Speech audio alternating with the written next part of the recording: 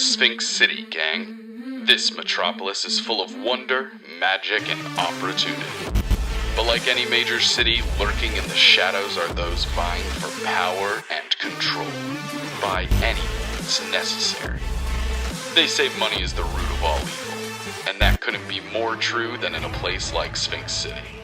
The mysterious figures pulling the strings are willing to do anything to enact their plan. But they didn't account for one thing. There are 3 individuals living in Sphinx City who work for a top-secret organization called No One. They're not going to allow their city to be taken advantage of so easily. These agents are about to be hard at work following a trail of blood and money. But they don't realize just how deep this path leads. Will they be able to put a stop to it and save Sphinx City? Only one way to find out. Hey gang, and welcome back to another episode of Sphinx City. Actually, Season 1 finale. That's right, Season 1. There will be more. But, before I get too deep, my name is Justin, and I'll be your dungeon master for the rest of tonight, the rest of the series, I imagine. Joining with me today are 3 beautiful gentlemen. Please, gentlemen. You were good. The intro video's playing. I got it. Oh my gosh. Introduce yourself, Hi. gentlemen. I'm Taylor. I'm the tech guy that's failing this evening. All good. Oh, hi, I'm Belkor. Iron Valley, I play, Jeez, we're all... And I still haven't It's only the switched last cameras. episode. I know, right? Oh my god. I'm Dale, I go by Death Breath. I play, Belkor the Butcher Iron Belly. That's right. A dwarf fighter, who is also a chef. But there is another reason why they call me the Butcher. And I'm Sean. I play Uland J. Berry. The J is for Julian, not Justice. But give you that idea. Anyways, and yeah. Here we go. Cameras are set right now. Amazing. I am Uland. Amazing. There we are. Everyone's in their proper little place. Okay. So, last we left off. I'm going to do a whole little recap of the whole series, I think. Is that okay with everybody? Let's do it. Let's do it. I appreciate that. If you guys had said no, I probably would have still done it. Just a heads up. Fair. That's fair. I would have. Yeah, brilliant. Okay. This adventure began when 3 secret agents of a top secret international organization referred to as No One got the call from their manager, their boss, their liaison ghost to infiltrate, or rather investigate, a series of abductions that were taking place in Sphinx City. Bunch of people had gone missing. What the hell's going on, right? Who knows? So in that investigation, they found Dr. Monotream, a mad scientist platypus man who was operating within the Sphinx City Midling Park Zoo and turning people into animals. In that investigation, they've uncovered that this plot actually goes so much deeper than simply one mad scientist's excuse to fill the zoo with interesting creatures, but rather it was connected to crooked detectives of the Sphinx City Police Department. It was connected to crooked romance realtors who were buying up all kinds of property, gentrifying the neighborhood, buying up all kinds of residential property. Along the way, we met all different kinds of characters, such as Trinculo, the owner and operator of The Church, a gothic nightclub in Wrong Village. We met Emis, the hacker, sort of a crypto dude who is a big fan of biohacking as well as technology hacking. We met the Silver Scales Mafia, Don, who's referred to as the Don, a tiny pixie man in a pinstripe suit, as well as his stepdaughter, the wife of one of our adventurers, Belkor Ironbelly. Gwen is Belkor's wife's name. Along this investigation, we also discovered that involved in this plot were AstraZeneca, a pharmaceutical company, that's doing all the bad things, including some sort of experiments. They're connected to Dr. Monotream back at the zoo. They're taking blood samples from crocodile folk inside of Sewer City, a little civilization underneath Sphinx City. This is also connected to Excelsior, who's owned by David Fizzlebang. Or rather, David Fizzlebang is the CEO. That's actually really important. And Excelsior is this huge monopoly that has their hands in a bunch of different things, including streaming services through Excelsior Prime. They even got the rights to the most recent sports championship. It technically is soccer championship between the Sphinx City Pigeons and the Jersey Town Seagulls. The finals. And in our investigation, we discovered that all of these things lead to a plan that will allow Excelsior and AstraZeneca to transmit bells or other magical effects through people's televisions.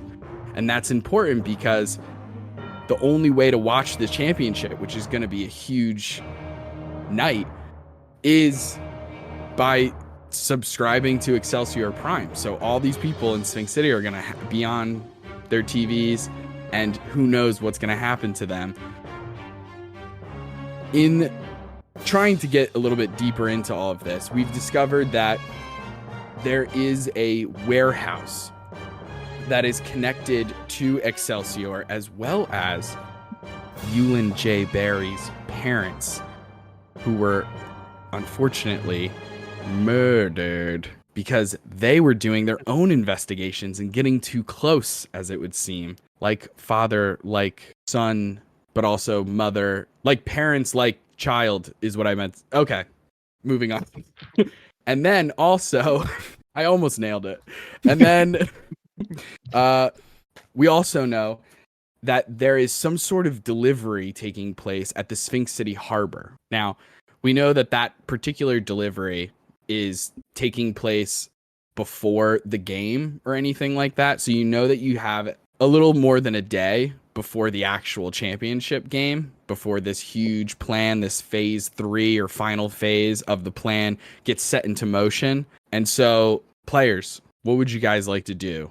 To the warehouse. Maybe. Yeah, I mean, I honestly can't think of any actual prep I need to do other than sleep. I've burned some slots and taken a couple hits, but yeah, super valid. I would say you guys know that it's not like, obviously this is like a pressing issue, but it's not so pressing where it's like we have to forego sleep, we have to immediately go do this second kind of thing. I wouldn't mind honestly swinging back by Madam Musk's. I'll go with you, but Nice. I'm fairly broke. I spent all my money on shitcoin. That's rough money. Hey, I still got some. you're gonna be thanking me when you see those prices. I'm not go up. though, because I know what's gonna happen. Like, I'm actively tanking shitcoin. It's like I'm physically tanking it. I mean, who knows what's gonna happen. Anyway, absolutely, you can head over to Wrong Village and make your way inside of Madam Musk's, a sort of strange like antique store is kind of the vibes that it gives off. And inside, dusty, strange things in jars. There's cobwebs that seem to almost intentionally be missed by any sort of cleaning. And as per usual, you guys have been here before. You guys know the deal. There's a small bell on the counter. And as Uland, are you going over to ring the bell? I am. I'm not just here to buy some mag potions though. Incredible. You go over. As you ring the bell, just like last time, it sounds like the sound of a man groaning out in pain as he stubs his toe, kind of just a each time you hit the bell. And you hear a strange, familiar voice as Madam Musk sort of shuffles from the back recesses of shadows in the back of the shop as she comes over and says, "Oh, welcome back, handsome boy." Good to see you doing well, Madam Musk. "Oh, I'm always doing, all right. Oh, good. How can I help you?" Well, I wanted to pick up some potions because I'm kind of running low Course. personally. But Yes. can I just get a good look at you? Oh, all right. Well, does a little twirl. Go ahead and make a perception check with advantage. All right. Or investigation. I always Or forget that you're investigation. technically better at that. Yeah. Oh yeah, with advantage. Thank you. Nat 20. Haha. Oh, And yeah. so Incredible. it begins. That's Let's great. go. There we go. First roll of the evening. We're gonna do all right, Well, guys. The first roll was a Please 3. do. All We had right. advantage. Uland, you're positive. If this wasn't this season finale, I would probably privately message you this because I think it's funny for only you to know. But this is the season finale. I know the people want to know. They're dying to know what the deal is with Madam Musk. It doesn't look like Madam Musk is one person. It looks like there's multiple things underneath those robes. In fact, this isn't even like a 3 kobolds in a trench coat kind of thing. This is hundreds of rats underneath a series of black robes. And I'll give you, even with advantage because of the nat 20, go ahead and make a insight check, also with advantage. Okay. 16 plus 4, so dirty 20 so far. Yeah. Dirty 20. You think, there's no way to know without straight up asking, but like, you're pretty confident this might be the Rat Queen. I want to say, I've got this nagging hunch that's been on my mind lately. It's been like a barb in my side. Yes. If I know it's horribly rude for someone to ask a question to such a fine lady such as yourself, but are you real old? Like, how old are you? I need to know. Oh, well, I would say that I'm older than some parts of the city. I have been lurking in the streets, the gutters, the alleyways. The sewers? You hear, as she begins to speak to you next, like the next thing that comes out of her mouth, you don't just hear one voice. You begin to hear a chorus of voices all speaking in tandem. As she says, "Oh, I see you have an understanding of truly who I am. I would ask that you keep this to yourself, my boy." Can you? I'll do that. Just tell me about Barb. Barb sounds fascinating. And I went to a museum yes. about this. There was some info, but I don't know. Oh, it's back in rotation. Barb's back in rotation. Yep. Okay. Yeah. Every once in a while, I just like to go down into the sewers and sort of scare people a little bit. It's just a pastime. You gotta have a hobby.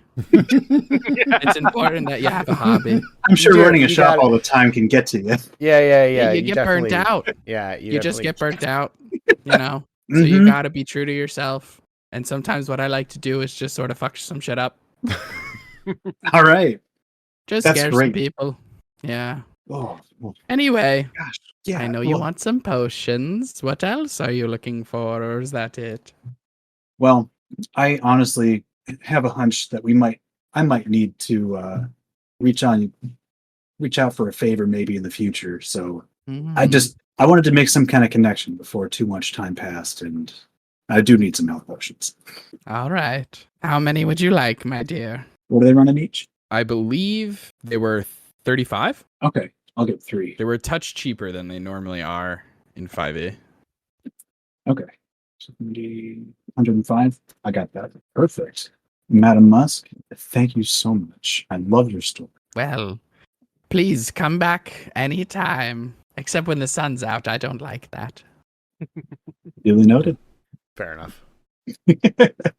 Yeah, we're sort of a late night situation. Yeah. I don't know. I'm a bit of a night You know. owl myself. I get it. Owls. I hate owls. Sorry. I didn't mean to bring up. Just instantly gets mad. Oh my god. That's great. I didn't mean to touch on a nerve there. It's all right. My father was eaten by an owl. Jeez. Anyway, All right. yes, hopefully next time you come in, I'll have some new goods. I'm looking forward to it. Thanks, Madam Musk. Good luck. Thanks. And you leave the store. As you do, you hear in the like trailing behind you the just little ding-a-ling of the little bell above the door. And yeah, it's like kind of nighttime. I think that you have, I mean, last episode and last session, you like talked to Dr. Skeeter, you talked to a bunch of people, you had your, Uland had an incredible date with Jax. That went really well. Jastor got some more information from Emis. Belkor met with the Dawn again and stuff like that. A lot of stuff went down. It might make sense. It's pretty late. You guys can, We were up to if you would like, unless there's anything else, you guys can call it a night. You also did this Phoenix Bang thing with the Phoenix. Jesus Christ. So Get many that things. over. I want to make treats. Cool. Absolutely. You may make some treats. What are you making for everybody, Belkor? I'm making. Gotta bring it back. I'm making some meatloaf, baby. Yeah, there it is. Meatloaf. Nice. There we go. Fresh. Love it. Mhm. The So classic meaty. The perfect never dry go meatloaf. Yep. treat. Meatloaf. Traditional. Just like my Nona used to make.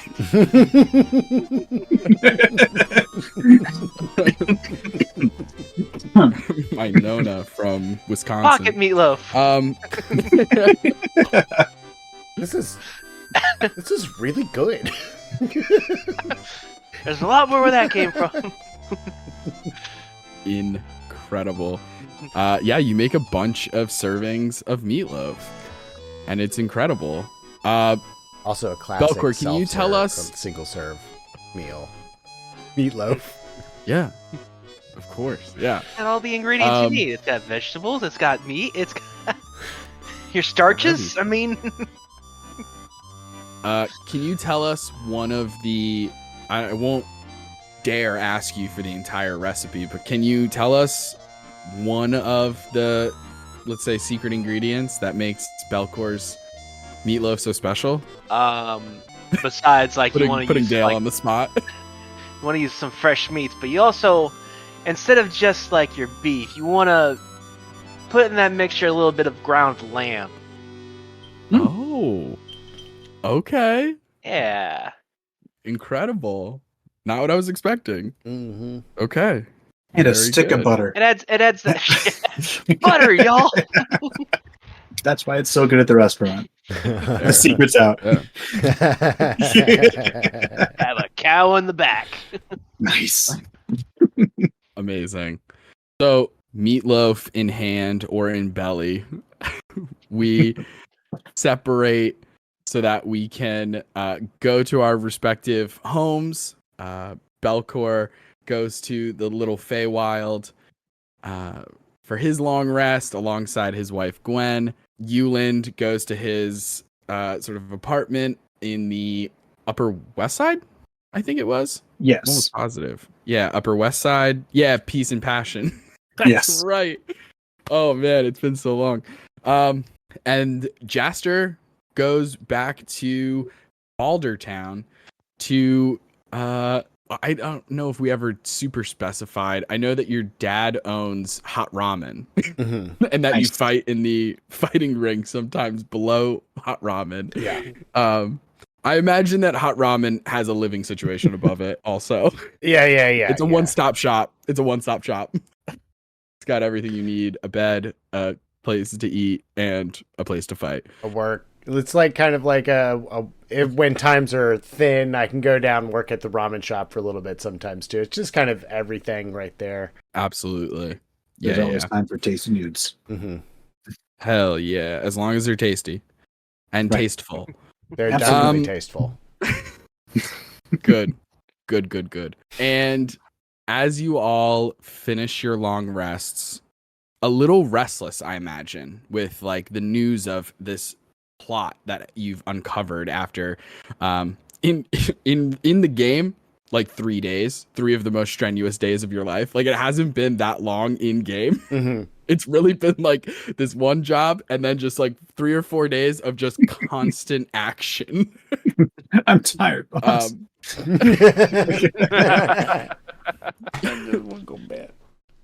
Yeah. But you all wake up the next day. You have a little bit of time to kind of prepare with things if there's anything that comes to mind. But you know that there is the harbor. There's a package coming in or some sort of delivery that's being made on a shipment shipment container ship. I don't know how else to describe it. I don't know boat terms. A cargo ship? And nailed it. Cargo ship. And then there's also this warehouse that you know is of some importance. Mm-hmm. I know we kind of floated it around after the monotream fight because I did harvest some stuff off of him, but I don't know that we talked mechanics about attaching this flamethrower potentially to Stu 2's head. Yeah, absolutely. Go ahead and make a Tinker Tools check. Sure. And before you say the number out loud, at least, let me pick a number in my head, and I'm going to stick to it. Okay. Got it. All okay. Right. Lay it on me.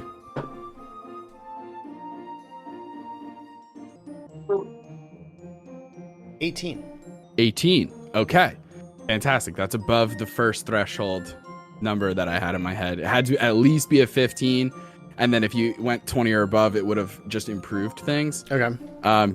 So you put a flamethrower on your dog. This is normal. This is normal. This is ordinary. You put a flamethrower on your dog. He's a metal dog. No, I know. Of all the dogs, this is the one that... It's not like I'm just picking up a Shih Tzu off the street and strapping a flamethrower to its head. No, yeah. Westminster will have a field day.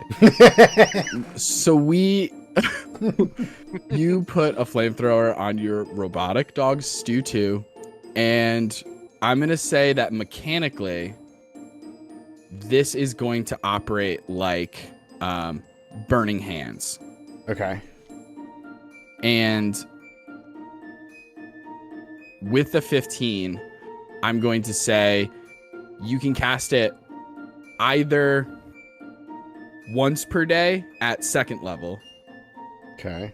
Or you can cast it twice at 1st level. Okay. So you get to choose. It's like, all right, so if you want to upcast it, you can, big bang for your buck, or you could try and cast it twice. So it kind of has like 2 charges in that sense. Gotcha. What's the save DC? That's a saving throw, right? Great question. Let's just use whatever your key stuff is. Okay. Just to keep it a little simple. Easy peasy. Cool. Yeah. Nice. Dope. Justin's got plenty of tricks for this evening. I gotta get a couple for myself. Yeah. Absolutely. Incredible. Okay. Stu 2, decked out. Is there anything anyone else would like to do before heading off anywhere? Oh, I'm good. I'm looking.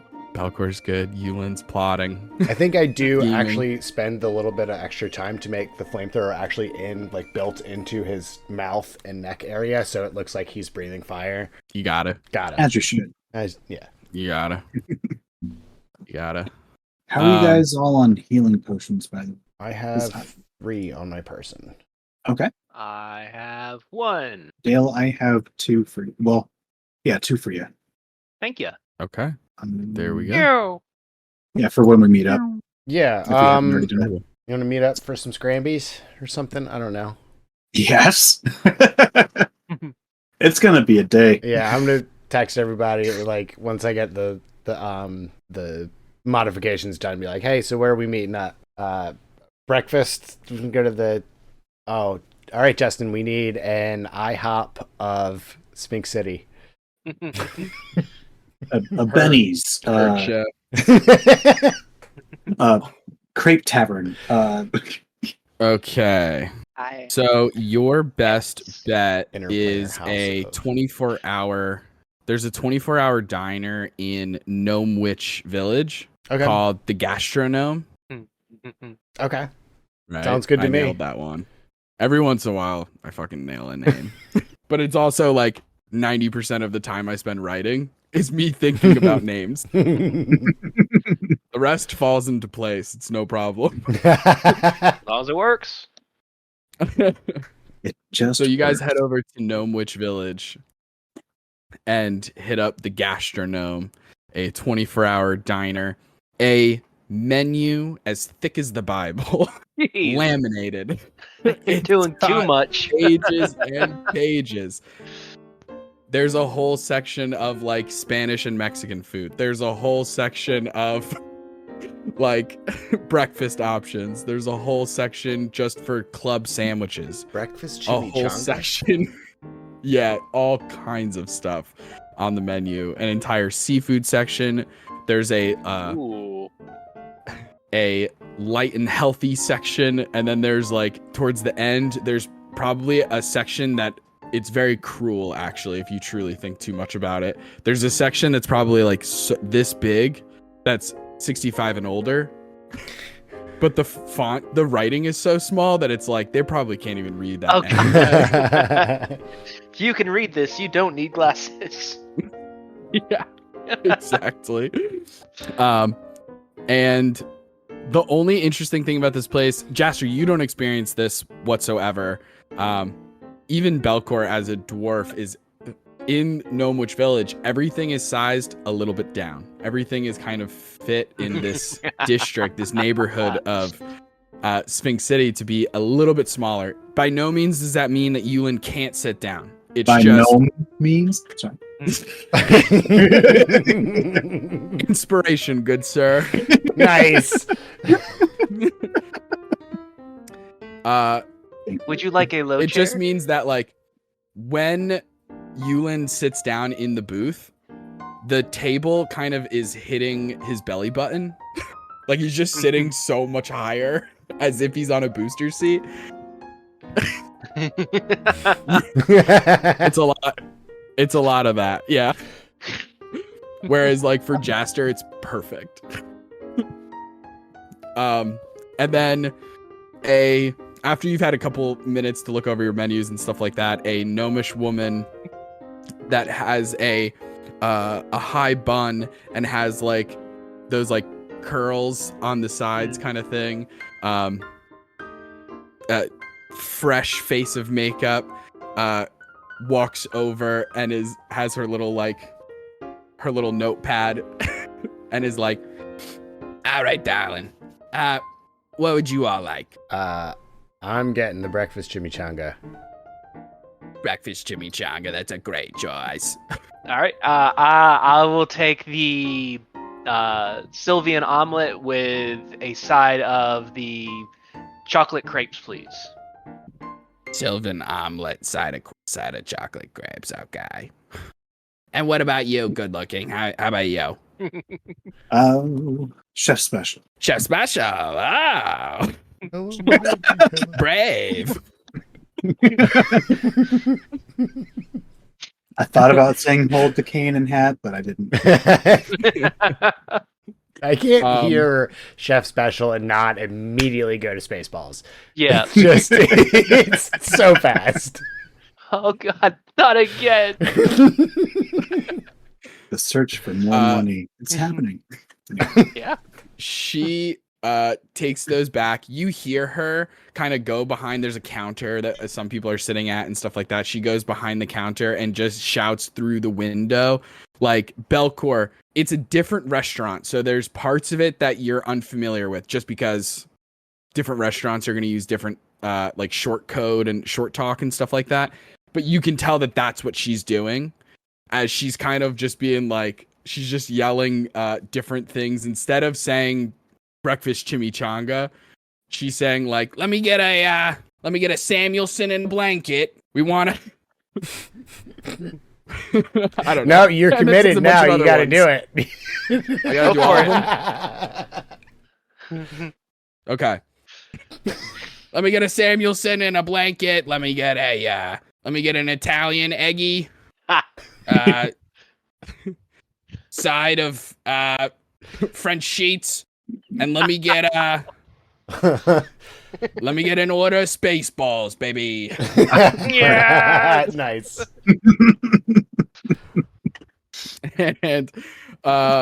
And then she comes around, she gives you guys like coffee and stuff like that, or waters or whatever you want. And then your food comes out eventually and it's delicious. You guys are free to talk about your plan or whatever you want to do. Yeah, so the cargo ship is near, or like right next to the warehouse, or is it like kind of, or like adjacent, or is it a travel between the two of them? I would say, let me look at map at Sphinx City. I would say actually they're not super close to each other. Okay. It looks like there's a little bit on opposite sides of town. Like the warehouse is closer to Upper East Side, and then the harbor is going to be closer to like southern, like the southwest of Sphinx City. Like literally like kind of where Wrong River corners. starts to open up into the financial district area. Okay. Yeah. So which should we go to first, guys? The warehouse or the container? Containers. There's several containers. I've got some the warehouse. mixed emotions about going to the warehouse, but let's go. Warehouse first? Yeah. Probably a good call. All right, let's do it. Okay. All right. Fantastic. All right, hork. All in one bite, chimichanga. I think on You the way I'm to a the sucker for warehouse. some chimichangas, I'll tell you. They're so I feel like I ate too much. Those Spaceballs take a lot of space. It was good. They're good. Yeah. This guy's some It was- Bismol. There it is. We can't quite too much more, or we're gonna get banned. Yeah, that's the point. Can I, on the way to the warehouse, divvy out the meatloaf that I made Absolutely. the night prior? Yes. Oh, nice. All right. Absolutely. So just to let you all know, if you eat the meatloaf, you get 3 temporary hit points. Score. I'm gonna go ahead and pop one right now. Sweet. How long do the temporary hit points last? Until they're taken away? Or damaged? Oh yeah, is it a time thing? Creature has a bonus action to eat one of those treats to gain 3 temporary hit points. That doesn't say It just Okay. how lasts. long it lasts. Okay. Now, just the treats lasts. I imagine that themselves last 8 hours after being made. Okay. Yeah. So you're good. You're good. Okay. All right. Sweet. Yeah, I'll So do the same. Meatloaf bite. Gotta throw it up. We just ate, but I'm do a it. goblin. I'll eat everything and anything. You could just Goblin mode. yeah. Yeah. I'm Okay. pretty sure You my guys- stomach empties into another plane. Yeah. You guys begin heading towards the Upper East Side and start heading towards this Excelsior Warehouse. As you're approaching, you do see that it is in a sort of fenced in complex. Like there is almost like a toll house. You know what I'm saying? Like a gatehouse kind of thing. Like people drive their cars up, they talk to a guy, show an ID, a thing gets raised, and they go inside. There's like an employee parking, and then there's the warehouse. The entire thing surrounded by fence that has barbed wire on top and stuff like that. It looks like the first thing you probably would think is like, this seems like pretty fucking intense Yeah. for like just a place for people like day workers to come in and just move packages around and stuff like that, like, which also tells like some part of your brain like we're in the right spot. Right. But that being said, like, what are you doing as you approach this area? Well, I'm 100% not going to be able to talk my way into this. So Doesn't one of y'all have like the paper? Yeah. Me. Yeah. I need to get my hands on an ID. Yeah. And Jastor, don't forget your Oh, I'll go ahead and do that right now. beautiful. Click my watch, and I get a plus. That's 2. Gotta honor the cock. Incredible. Perfect. Doot. All right. And you I have to do it anytime it happens. I have to use those emojis. So what is the plan? Describe to me how you're using these things to get in. So I might be able to sneak in and get you a card. I was thinking Hold about on. just going around back and just cutting in, like cutting through the fence. I'm betting there is an employee parking lot nearby, and It's bet you- inside. It's Oh, it's inside. Yeah. Oh Yeah. man, Car all right. like the gateway thing with the drawbridge and everything. Totally. Is like cars are coming in. Okay. Yeah. Man, these guys are loaded. Now let's let's if you want to sneak in. Make perception checks, everybody. Yeah. Oh, what's the trade? 16. The perception is a 17. 16, 17. Nat 20, baby. Nat 20. All right. 16, 17.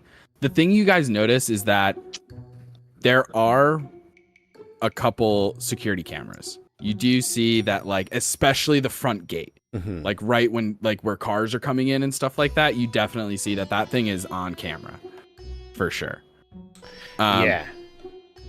And there's like the whole little like booth that there's somebody inside that is like manning that drawbridge and everything like that. Belkor, you see that as like everyone else is checking out the security cameras, trying to find a blind spot or something like that you could possibly cut through the fence or something like that. Not only do you find an area that would be hidden from cameras, if that's the route you decide to take, you find one. But you also discover that you see like there's an employee who's just leaving the warehouse, getting into their car, and is about to make their way out. Like they're leaving. So if there was somebody who had an ID card that you were looking to, I mean, you'd have to figure out an interesting way to stop them as they're driving away in their car.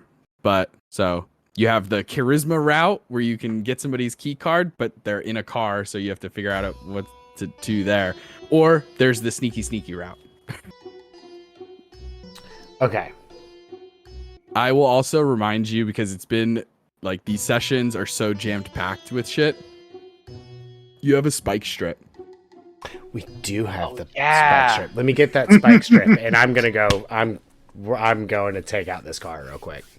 Oh my God. Yeah. So I take the spike strip, and then I just like reach into my backpack and pull out some bolt cutters and just start going to town, cutting a hole through the fucking. I'm not gonna try to go over it. I'm just gonna go through it. Going through the fence? Through the fence. Yeah. Okay, sick. Okay, awesome. Actually, why don't we all just go through the fence? That's true. How well, I'm confident in my sneakiness. Got a -1, baby. Gotcha. Ooh, yeah, I've got a +2. Okay, so I will sneak and I will get you guys a card. Yeah, I'm pretty sure if I get a badge, I can get us all in and not be suspect. Cool. So yeah, I'm gonna do that. I'm gonna cut through and try to surreptitiously put this spike strip out in front of a car. I'm so excited for this. Go ahead and first just make the stealth check. Sure. It's too late to say guidance. You could do a guidance. You can do a Alright. guidance before he goes. Yeah, Yeah, I I can haven't see even- Taylor hasn't rolled yet. Yeah. So 18. 18. Nice. Okay, cool. Nat 1. Yeah, you're good. All right. You're good. Okay. You cut a hole, but not even like a big hole or something that would leave behind I'm just a clue little guy. or something like that. It's more like you just create a like incision and then separate the chain link fence so that you can so that when it comes I back gotcha. together, Okay, yeah. it doesn't necessarily leave this massive clue. Somebody would have to be walking by and like be looking for something. Right. So you manage to get in. You're in the parking lot. How are you putting the spiked strip in front of? You see that the car is like the lights are on in the car. You see that the car is on. The person is inside. You imagine that they're doing all those little things that you do before you actually go. You know, they're hooking their phone If up, they're just sitting there looking like up things, like fucking with their doing all the phone or little whatever, things. I'm just gonna put it behind their car. Like they're still in the parking space. Mm-hmm. So I'm gonna pull it. I'm gonna like duck behind like the car next to him and throw the spike strip out. And then as soon as the back tires go over and I hear them blow, I'm gonna yank it back. Okay, awesome. This poor guy. Yeah. Yeah, he's about to be a really poor guy here in a second. The poor fella. You sneak over, and just as the car begins to inch backwards, you see the reverse, tail lights come on and everything. You throw the strip out, and sure enough, you hear the popping sound of the two rear tires, and this immediately comes to a stop. If you're inside the car and that happens, you would immediately know, right? Yeah. So they immediately come to a stop. You hear the car door open. And I this duck person behind the begins to get passenger out side to of the go. car, and I'm kind of like creeping towards the trunk side of it. And I've got the quarterstaff, but it's not been extended yet. Okay. Go ahead and make one more stealth check. Sure. Oh man, that's like a 22. Yeah, good to go. The person looks like we'll say a dragonborn guy, like green dragonborn, gets out of his car, and is looking at the back of his car. Did you pick up the spike strip or did you leave it there? Yeah. I picked as soon as the tires popped and he cleared it, I picked the spike strip up and then like kind of hunched down behind like the back passenger tire. Okay, cool. He is coming from the driver's side around to the back of the car to kind of see what happened. Doesn't see a spike strip or anything, and is all you hear is just a guy going, "Oh, what the fuck is it? Ah, Jesus, come on!" I'm gonna surreptitiously make my way around the corner, pop the quarterstaff out, and clock him in the head. Non-lethally, of course. Of course. Non-lethally, of course. Go ahead and make an attack roll with advantage as you surprise this guy. I hope this guy was supposed to be here today. Well, this is a two-handed attack, too. Insane. Oh yeah. That's a 23. Roll damage. Yeah. Sure. 11 damage. Yeah, you knock this guy clean out. Hell yeah.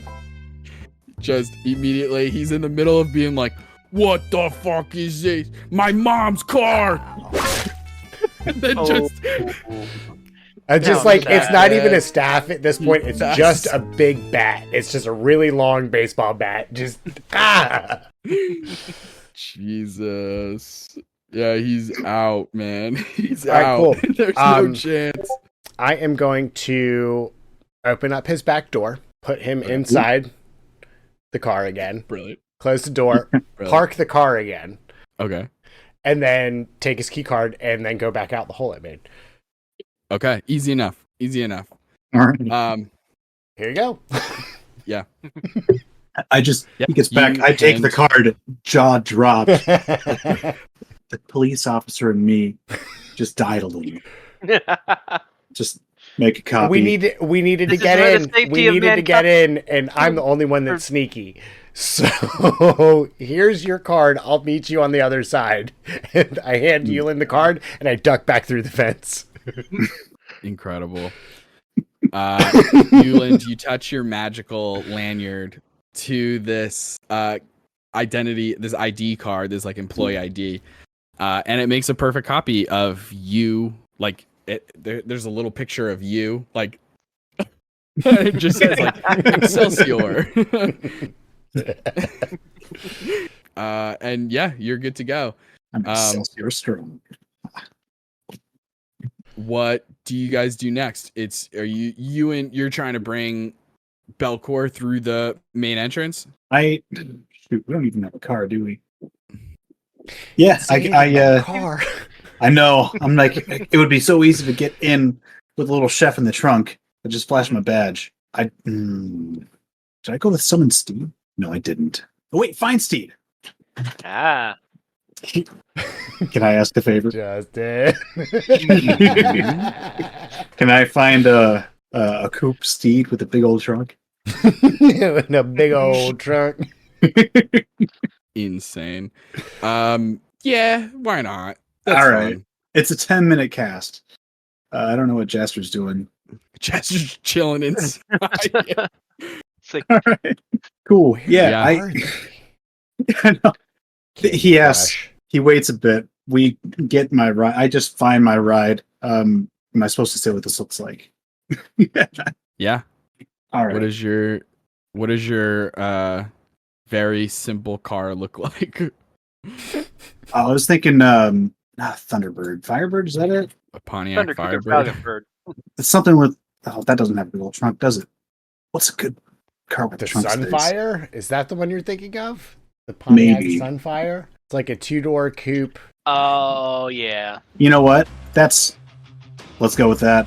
I'm driving. I find a Pontiac Sunfire-ish car that I ask Belkor, are you okay with getting in the trunk? Yeah, it looks like Josh's neon almost. Geronimo.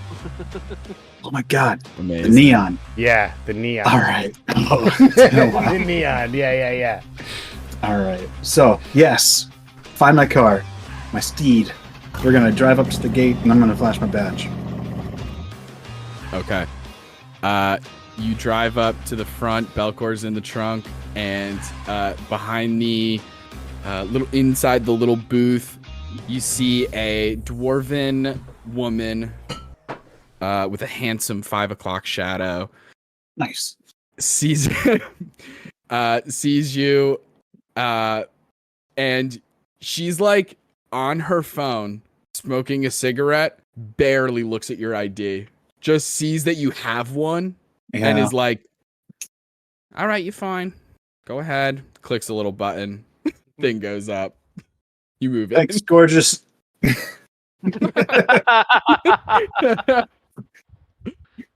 that and charisma. You guys are in.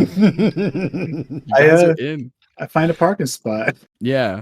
I would have normally made you roll, but you cast a spell to get a car, so I'll count that kind of. God forbid you rolled a 1 or something. Right. Scooty Puff Jr. I will also mention, let me double check something about Find Steed, because I'm like 95% sure I've cast this spell as a paladin before, and I'm almost positive. Your steed has an intelligence of 5. If your steed has an intelligence of 5 or less, its intelligence becomes a 6, and it gains the ability to understand one language of your choice that you speak. Kit, the Sunfire. Damn. Car can understand you. That feels good. All right. Yeah. There's a higher level one where I think it can talk to you. It can talk back to you. That's awesome. Find Greater Steed. It can talk back. That's what I was looking for to see Yeah, if it could get yeah, Knight yeah. Rider vibes. But Okay. That's the or like Kit or whatever. the guy Oh. in Lee in our game, Right. our home game. Mhm. Oh my gosh. It's so Yeah. much better than I thought. I love it. That's awesome. I know there's someone in our party, Jastor, that has a motorcycle. I felt like I needed wheels, and I thought that would be really that's a good call. Yeah, you Hell got yeah. it. You got wheels. You're inside the parking lot. Heck yeah. You are looking at the outside of a straight up like rectangle, very plain and unattractive looking building. Oh, what's up, Grandma? Gee, Mom. Yeah, what the hell took you guys so long? I pull up my Where sick did you get a ride. car? You got your hog, I got my stallion. Okay. All right. Okay.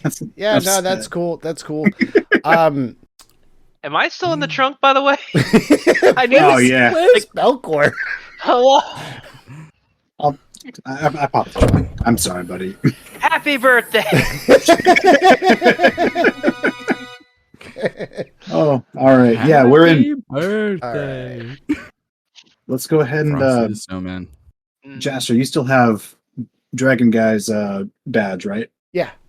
Okay, and I've got mine. Yeah, let's make this work. Let's go into the warehouse and see what the heck we can. Hopefully Okay. it's just a swipe, because this picture, not me. It couldn't look more different. Yeah. You're gorgeous. Don't worry about it. Let's go. Okay. If this was a bar outside of a college campus, it would work. It's not going to work here. Oh, They'll all right. let anybody into those things underage. It's actually bad. Yeah. Actually, not good. Anyway, Now, yes. Think about that. does it's not going to work because he's Dragonborn too. I was going to say, would a disguise kit count as an artisan's tools kit? Yes, it would. Because I can technically make a disguise kit right now. Yeah, I mean, you could through try. artificer stuff, but he's Dragonborn, so it's really probably not going to. It's going to be a high DC. Yeah. Yeah. Guidance. But not necessarily the highest DC though, because it was a I'll green give it a dragon shot. I just so happened to say. I mean, something's better than nothing. yeah. So yeah, I would like to. I have the right tool for the job feat, where I can basically make my own tools, and I guess that's really honestly, it's just going to be just a bunch of random shit in my backpack, and I'm going to just rummage through and try to find it because I just have a bunch of tools in there. And yeah, I'll find kind of like a disguise kit. It's more like just like grease paint and stuff like that, but I'm gonna do my absolute best here to try and Probably have like some putty or like some spackle. yeah. Like, just kind of like making make little those brow prosthetics. ridges, get the scales going. mm-hmm. Yeah. So Thank God it's the dragon who's the same color as you. yeah. Makes it a little bit easier. So go ahead and go ahead and roll. All right. So what are we gonna call the ability Let's do connected to it? Dexterity. I'll take it. Yeah, let's say dexterity. It's a 15. 15. Okay. Yeah. Decent. Nice. Decent job. So you guys are just heading in. Yeah. You can go over to the door and step through. As you do, let me see if there's an actual door on this map. Of course not. It's just the. Oh no, there is. Doot. I'm just moving you guys on the map before I switch you guys over to the map, but we're about to get to it. And I'm gonna put Belkor back here, and I'm gonna put Oh god. Stu2 So there. that takes an hour for me to do that. Oh, I don't know if we want to sit in this parking lot for an hour. Sorry, I'm just now looking at it requires an hour of uninterrupted work. So I don't think I'm doing that. All good. I don't think I'm doing that. No. No. All right. No. I'm I not will gonna- allow I'm not this gonna spend retcon. the hour. Sorry. I'm really sorry. No, it's cool. So, what's the plan? Are we sneaking in, or the doors are closed? I mean, you're seeing a like single person door Mm-hmm. that would need the key card. Obviously, the key card doesn't give a shit if you look like the person, right? Right. It's not like, wait a minute, you're not a dragonborn. But and then there's also large, almost like garage doors, if you will. Mhm. You know what I mean? Like big bay, like hangar doors and stuff like that. Presumably to back a truck in or something like that. Also closed. I could You probably had a just plan? go in and open I one was of the saying Yeah. we just walk right in. Like Uland's got a key, so maybe we just kind of wait out here and get Uland to let us in from one of these bigger doors. I'll make it work. Yeah. Um, Uland, when you get close, here's what I'll say just to give you a better visual. Sure. Uland, once you get up to the door, it's not like a door and then an entry area. It's one door. As soon as you open it, your friends can just follow behind you. Oh, sure. All right. Like the way you would get into like an apartment building that you. I'm just you know worried what I about mean? Wait for a security on delivery the person. other side of the door, but yeah. No doubt. I'm just saying, like, getting in actually isn't that hard. Okay. Yeah, I figure I have credentials. No one will be suspicious. Well, they might be suspicious at first, but I got credentials. I can just say, hey, I'm just here. Open the door. I don't know. Yeah, I think it's best if Belkor and I wait out here, and then you go in, give us the all clear, and come back. Like, let us in. Sure. All right. Yeah, I'll go peek my head inside, see if see if the coast is clear. Okay. I'm gonna move you guys to the corner of the map until Whee! you're. All right. So Uland, you use the Dragonborn ID to scan in. You have your fake one across your on your lanyard, and you step into this warehouse. You are met with a massive warehouse. It looks very, very big in here. There are pallets of crates stacked up, and there's like strange rows and stuff like that of all the things that are built. Right away, the thing that you notice first, you don't see any people. You see mechanical constructs that seem to be moving some of the crates around and doing the work and stuff like that. Like these, for lack of a better term, we'll just refer to them as robots. You see like robots that are kind of, they look pretty basic as far as you can tell right off the bat, but like, yeah, they seem to be sort of working in the warehouse itself and everything like that. And there's like some very generic sounding sort of like motivational music kind of lightly playing on loudspeakers. And you can hear... Make a perception check. Yeah. Combat music. Are we... What is it? Dun, dun, dun, Perception dun, plus dun. 1, 14. 14. You can just barely, over the sounds of the robots moving, the like mechanical sounds of them just moving things around, of massive looking crates being moved into position. And the crates go like, some of them go like 15, 20 feet high. Like each crate is 5 feet. And so they just continue to stack up and stuff like that. Mm-hmm. And you see a switchboard. It would be to Uland's right, but when you and I are looking at the map, it's to your left. You see a switchboard, like a little computer panel on the wall that you would use to open doors and stuff like that. And then you can just barely hear the sound of someone talking. It's hard to make out what they're saying. It's hard to make out. It sounds like they're coming vaguely from the center of the warehouse. You're only hearing, with a 14, I'll even say you're only hearing one voice though. Okay. So Uland, being a private investigator, sounds like somebody's maybe on the phone. Good deal. Do I don't have any knowledge of these automaton robot guys. Do they seem to notice me standing there after I walk in?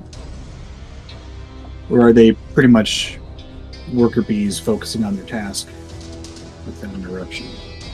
Yeah, you see that like the one closest to you kind of like looks at you and then does like a very quick like little scan. And because you have the ID like displayed, it just sort of accepts that and moves on. Okay. All right. You haven't given it a reason to confront you. Good deal. That means I am going to poke my head right back out of the warehouse and tell them what I saw. It's going to be real tough guys without badges. I'm catering today. I think, I don't know, what are the rules on jumping? Like, how far can you jump? if your speed is like 30. Okay. Justin, these boxes are stacked 20 feet high. Do they go all the way to the ceiling of this warehouse, or is there They do like? not go. They do not Okay. go to the ceiling. Yeah. I think we might be able to get inside and get elevated and try and avoid detection now. Uland, what's your strength score?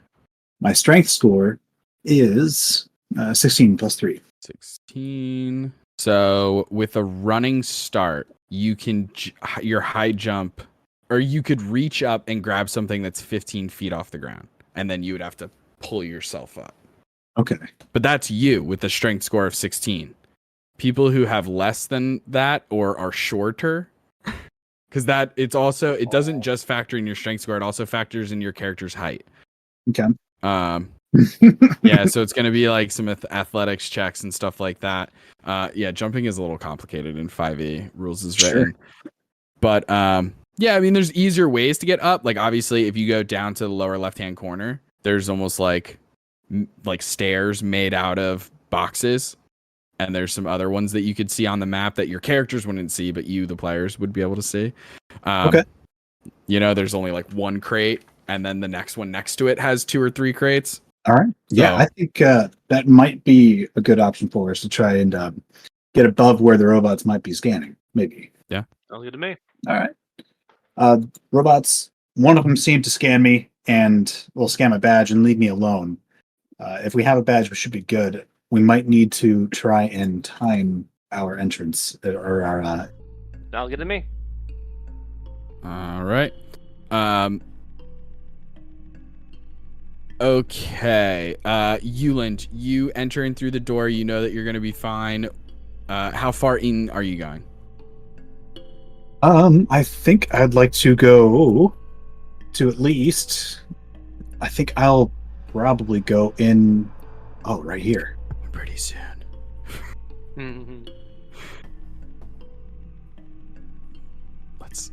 Might as well while Uland is figuring out where to go and stuff. Yeah, I think I'm gonna go where. Well. Yeah, you can go wherever, dude. Yeah, right. Yeah. They're not bothering you at all, so it's easy for you to move around. And I'll climb up on that crate there, because that one seems to be one without another box. And I'll try and get on top. All right, cool. Yeah, because you're only going 5 feet, like you went 5 feet and then another 5 feet. It's really easy. So I'm not even gonna have you do an athletics check. Cool. And I'll and everyone can see Uland's aura, right? Brilliant. So that's the plus. What is it? +4 to saving throws. Yes. Because of your aura thing. Yeah. Mm-hmm. Yeah. Thank you. So being close to Uland has a whole new benefit associated with it. I would like to try and jump over to maybe towards the door, across the tops of the boxes. Once you get to the top of that box and Jastor enters in,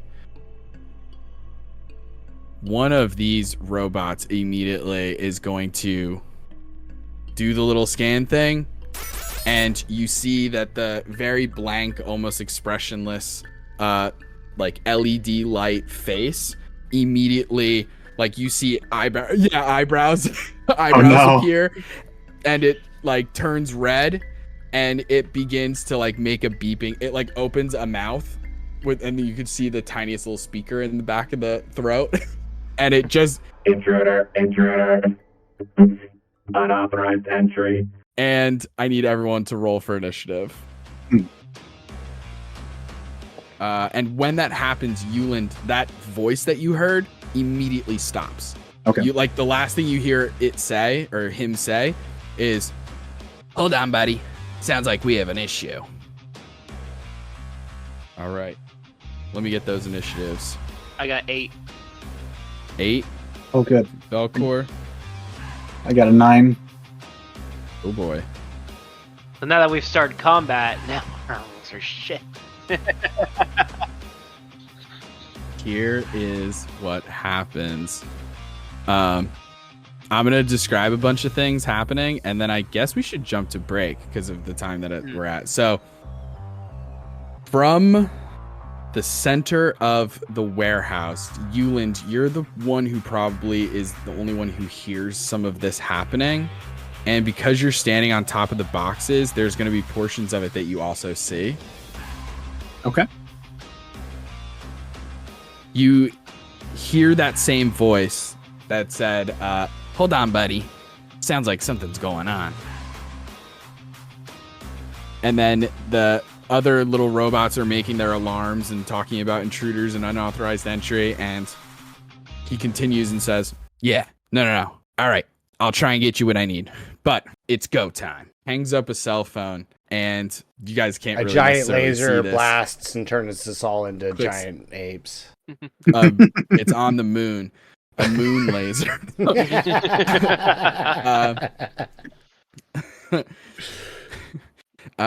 Waxing gibbous. No, he activates something on his like smartwatch, and Uland, you hear the equivalent of like a bunch of mechanical robotic sounds. What you're unable to see is like the equivalent of like one of the more like the later versions of Iron Man Tony Stark transformations. Like this is like almost getting closer and closer to like nanobots, where he just like clicks a button on a watch and completely is surrounded by a sort of mech suit as he begins to hover and fly. And I'm gonna get rid of this token. Begins to hover and fly and ends up over here. Actually, he could probably get right there. And was he here hovering with like some kind of propulsion device in the mech suit? Yeah. Okay. Yeah. It seems like he's got like jet boosters kind of thing, like a jet pack. Like So cool. He's in Right. an incredibly high tech suit. Your best guess, without having to do anything too intense, presumably this is David Fizzlebang. Okay. This is Fizzlebang himself, huh? It's a this real is hands-on Fizzlebang man, himself. real hands-on manager. Okay. An interesting question you might want to ask yourselves. Why is Fizzlebang in the middle of the warehouse overseeing a bunch of robots who are autonomously And where are moving all the boxes people? around? Because there's a parking lot out there with people in it. The people. Where are all the people? Not in the warehouse. Interesting question. I need you to make a athletics check.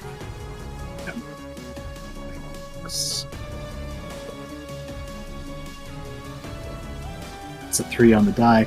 I might use my inspiration here just in case. You can. It's up to you. Athletics is usually a grab. Yeah, I think I will roll that. 19.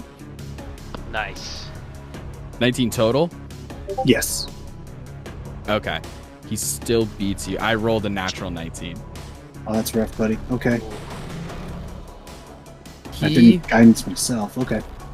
in that mech suit, fires a hand towards you, and a cannon of compressurized air shoots towards you, which is how I'm flavoring the telekinesis spell. And you go slamming this way against the wall, fall off the wall, and as you slam your back against the wall and then fall, you are going to take 10 points of damage Okay. as you're just slammed against the wall and now back on the ground. And Meatloaf. that is Fizzlebang's turn, as all of these robots light features turn and start glowing red, and All of them you get see angry some eyebrows. some of them begin moving not towards you all, but towards very specific crates. Hard to tell where until they actually get there, but we'll leave that until after the break. So Fair enough.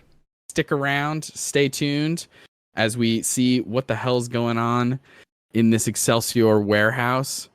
See you guys in 5 to 10 minutes ish. Hey gang, I'm Justin. And I'm Taylor. We're co-hosts of the So You Want to Be a Dungeon Master podcast. We're two neurodivergent friends who wanted to talk about D&D and tabletop games. But more specifically, we wanted to focus on being a dungeon master.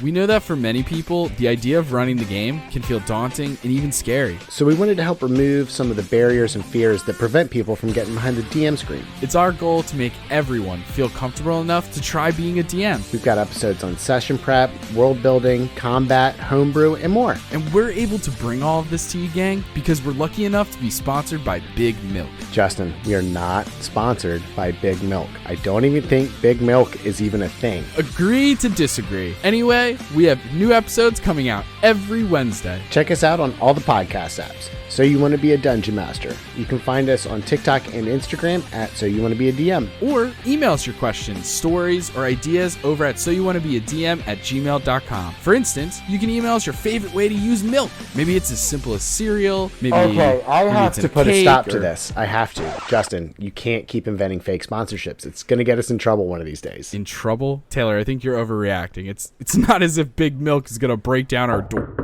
Justin, is there someone at your door? Yeah, just give me a second. Hello? Are you Justin? Yeah? Who are you? We're the dairy detectives sent by Big Milk. You're coming with us. Hey, get off of me! You can't do this! Okay. Well, that was terrifying. So You Want to Be a Dungeon Master everywhere you find podcasts. Check us out. Hello, students, and welcome back to another semester here at Mythos University. This is your dean, the mighty Zeus. I speak for the entire faculty and staff when I say we are thrilled to kickstart another year of academics, athletics, and ambition. Here at Mythos, we want you to explore your passions, test your limits, and fulfill your destinies. Whether you're a gifted athlete with God-given talents hitting the gym, or you're hitting the books and racking up A's, or maybe you're rubbing elbows at the next rager on Greek Road. No matter what, you're welcome here. And remember this, students, most of your parents are powerful gods and goddesses, so do not expect special treatment. Wait a minute. Hold on. I'm getting an update. Several students have mysteriously gone missing, and some faculty members as well? Well, what the hell is that about? Where's campus security?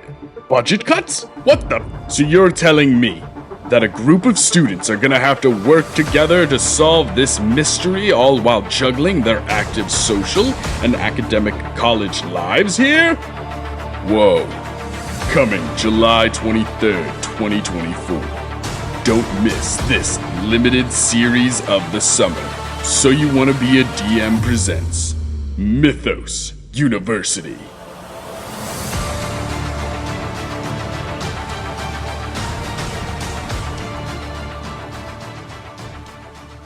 And welcome back to Sphinx City season finale. And the gang's all here. Last we left off, our heroes are inside of the Excelsior Warehouse, and they are fighting a mechanized sort of Gundam suit that David Fizzlebang, the gnomish inventor and CEO of Excelsior, has weaponized in order to stop these intruders, as seemingly he's got some big plans going on. There are also a bunch of strange automatons that all are angry with their eyebrows and their red lights. That's how you know they're angry, is because of the eyebrows and the fact that all of their light fixtures turned red. And Fizzlebang has already gone. That brings us to Jastor. Cool. So, I don't know if it's going to be a problem. But I would like to, quickly slap a piece of tape on the door latch so it doesn't lock.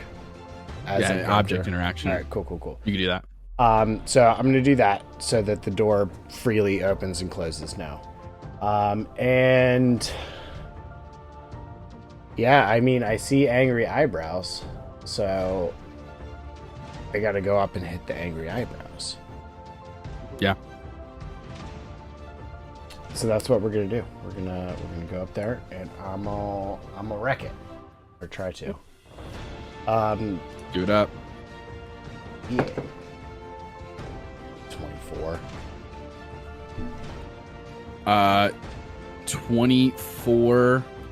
You see that as you go to hit it, it puts an arm up, and out of its arm erupts a metal shield, and you still manage to break through that shield. Okay, cool. I was about to say, oh no, this is going to be a tough fight because that was a 15 on the die. Right. 13 damages. Okay. 13 damages. He's still up. And But then, looking super badly hurt.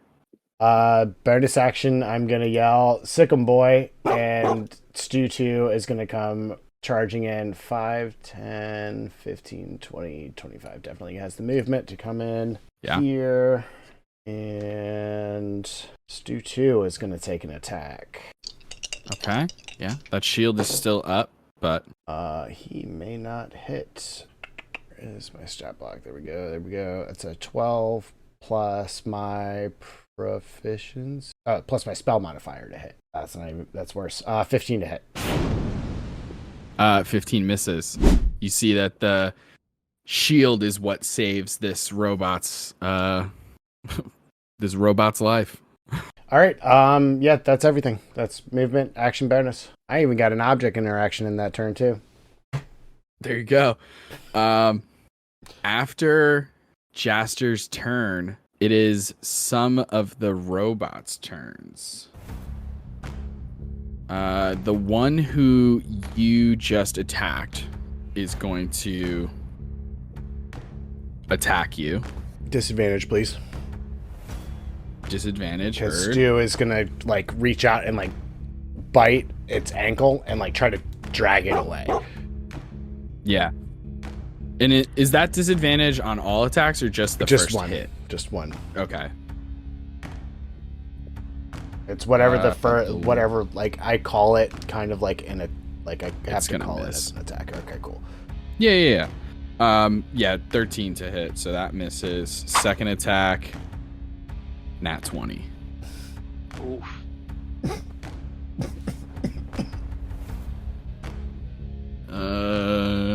11 points of damage. Oh, gee. Yeah, and I combined all the types of damage together since it doesn't make a huge difference and just saves us a little bit of time. But some of that attack, you feel an almost psionic blast as part of this strike. As it like hits, as it like goes to like, it's literally like punching you. You see that like parts of its mechanical hand like unlock a little bit, and some of it is psychic damage. Okay. That's just, I'm going to put that in the notebook and we're just going to move on. All right, that's that guy. Then there are a couple more. This one will dash to get there. So my cover's blown. Cover is blown. Dang. Cover is blown. I know I got blown away by Fizzlebang. Yeah, it was really like Fizzlebang seeing a person that he doesn't recognize standing on top of the boxes. He was like, "This is an insurance issue. There's no way an employee would stand on top of the boxes." Here, let me commit an OSHA violation and launch a hand at you real quick. Yeah, pretty much being like, They can't sue if they're not an employee. this one also. 100% they can. Dash. 1,000%. 1,000% they can. HR doesn't need to get involved No. at this point, though. Those are those bots. I split the bots into two like initiatives. So Uland, that is your turn as two of the robots begin to surround you. Okay, let's see what's going on here. I'm gonna have to cast some kind of smite on my hammer because dang it feels like I really need to. Hell yeah. Got to. Love it. Mm-hmm. Searing Smite. Gonna cast that at first level. So each one does. Oh, it's a con 15 save. Extra 1d6 of fire damage on attacks. All right. I get 2 attacks per attack. Mhm. I'm gonna try and take out the one between Jastor and Stewballs with my chain of returning. Stew balls. Stew balls is not. It's stew 3. It's going to be stew balls. Stew 2. Stew 2. Okay. This is stew 2. My bad. You're good. You're good. I'd really love the idea for stew balls, and stew balls is definitely going to be number 3. All right. Yeah. Go I'm gonna- ahead and here's what I will say. You Yes. look at this robot that's between, because you're casting this spell that does a little extra damage, but then one of the features is that they light on fire and continue to take damage. This guy looks really hurt. Okay. So By all means, you can still Searing Smite this guy. I just don't want you to like waste completely wasted. spell All right. on one that like you probably don't need to do a ton more damage to. I appreciate that. I think I'll hold off then. Thank you, God. Yeah. Appreciate it. All right. Now to hit. Sean, did you move on the map? I got blown away. Okay. But you said you were attacking Yeah. the one next in between me and With the chain of returning. 30-foot reach. ranged attack. Thor his hammer. Okay. Yeah. Okay. A ranged Okay, I melee see. attack. I was like, but how are Mhm. you? Oh, it's a +7 to hit because it's a +1. So Mhm. shoot, 21 to hit. 21 hits with the Nice. shield is still up, but you break through it. Heck yes, and that's a D8 +4. That's 5 damage. 5 sorry. total? No, it's 9 total. 5 on the die. Brilliant. Okay, perfect. Because Jeez. 5 would have not taken it out, and then I would have felt bad that you didn't smite it. That's good. Cool. Yeah. You see this robot get smashed with a large hammer that has jet boosters on it on the end of a chain. You throw a hammer That's right. and call it back. Mhm. You still have one more attack. Absolutely. And I'm going to go for pink guy. Wrong item Yep. right here. Hell yeah. Another attack. +7, 17 to hit. You see as you go to hit, at the last moment, he pulls Okay. a shield out and 17 misses. All right. That's right, motherfuckers. My guys have shield. How What's up? dare you? What's Terrible.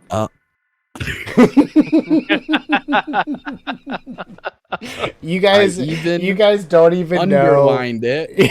You guys Wait, don't yeah. even know how many times in our home game I'm just like, "Hey, Justin, shield, Mhm. shield." At least I'm reasonable with it. Because 21 hit the shielded creature. Yeah, mine goes to a 26. That's mean. That is so mean. Yeah. Ugh. It's All right. It's mean. Well, cool. But That'll yeah, that be...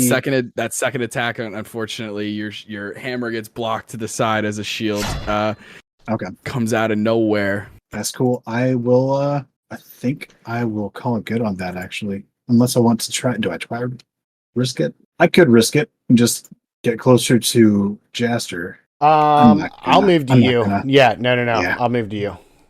Sick. All right. I'll call it good. Okay. Belkor, that is your turn. All right, let's get this pot started. All right, so I come through here. I'm gonna go to this one here. Okay, brilliant. Belkor, as you're running towards that one, you see that one almost is like looking like very quickly scanning the barcodes of all of the crates in front of them. Okay. For free, make an insight check. Oh no. It happened. Luckily, this is a free insight check, so Yeah, better yeah. this than your Get it attack. here instead of on the attack roll. Yes. Nat 1. That one. Womp womp. Justin, you Yeah. saved us. I don't know. That was going to be an attack He's roll. unfocused. He's doing something. Who knows? He's a robot. He's a robot. He's doing robot things. Carry on. The red light blinks. Red light goes boom. All right, so I guess I'll just attack with my newly acquired sword. I have named Ramsey. It's fucking yeah. roll. Dale, no. Dale. Not the one. I want to play poker with you. No, you don't. The most expressive No. I've ever seen. No, you don't. You don't want to play poker with me. I won't know what I'm doing. At the same time, I'll think I'll have good cards. Anyway, but adding 7 to that is 9. 9 misses, unfortunately. All right, but I have an extra attack. You do? Oh, 2 attacks per action. Yes. Yeah. Yeah. Okay. That one was much better. That one was a... Sorry, math. 23. 23 hits. As he pops a shield out, you manage to crack through it. Alrighty, let's get this one-handed attack started, and that one is 8 damage. 8 damage, and that guy is red. Okay. And that's it. Yeah, you slam into this robot. After Belkor's turn, other bots are going to go. This blue one is going to not be able to make it that far, and so will go there. That one will attack Belkor. I get so offended when Justin uses PC combat tactics against us. I don't know. You saw can play this game. Okay. I would say Uland probably has the best view. Uland, you can see that there's a robot down, like, let's call it like an aisle. The orange, specifically, the little orange dot guy. Mm-hmm. He's looking. He's like scanning. You see him kind of doing like one of these as like he's scanning boxes and stuff like that. You can tell that he's looking for something. So I'm going to make some checks to look for some things. Oh, damn. Double. That was the same number for both of them. Okay. Okay. Uland, you begin to see orange. He'll move a little bit. Orange begins punching the sides of crates because it looks like whatever he has found is not on the top. He is punching crates to break through the middle of the boxes and is beginning to rummage through and pulls out some stuff. And then blue is going to take 2 attacks on you. Both of those are pretty good, actually. The lower one is a 20 to hit. Dirty 20. Against Tombs? Okay. Uland. Okay. So that's going to be a total of... I honestly just have Final Fantasy. I've been binging Final Fantasy X recently, and it's the battle music is all that's going on in my head right now.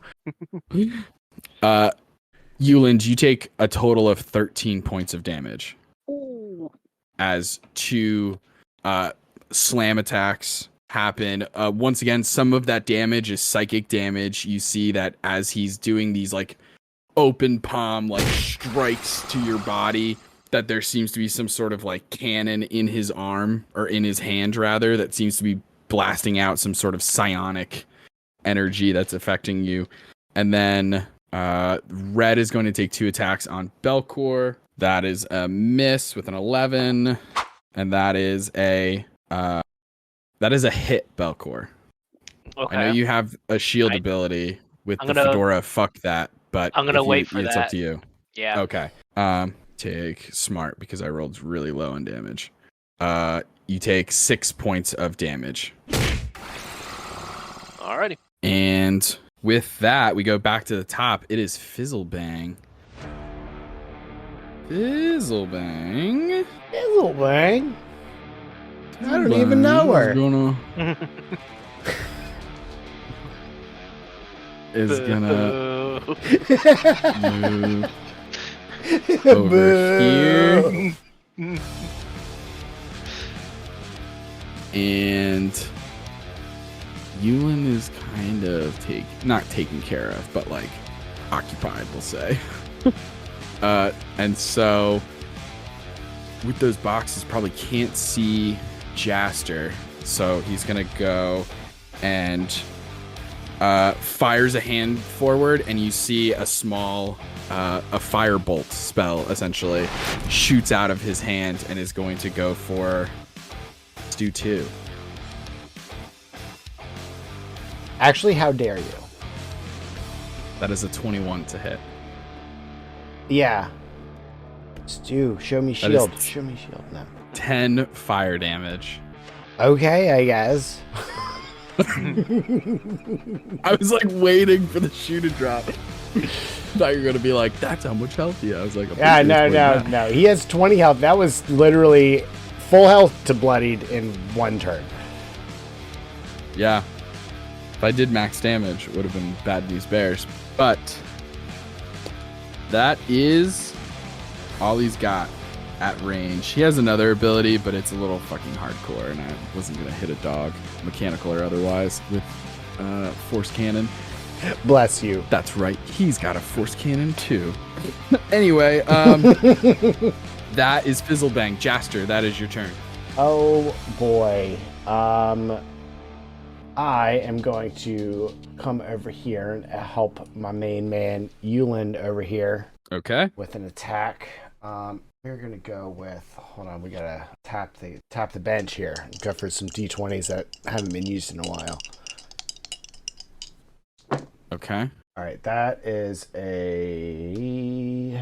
I have so many characters now. I don't remember what my plus is to hit. All right, so it's 16 plus 8, 24. 24 will hit. Fuck yeah. Yeah, he pops a shield out, but you pass it. 9 bludgeonings. Roger. And then I'm going to yell to Stu 2, hey, get over here and heal yourself. Stu's going to move over here Okay. and heal himself for 6 plus 3, 9.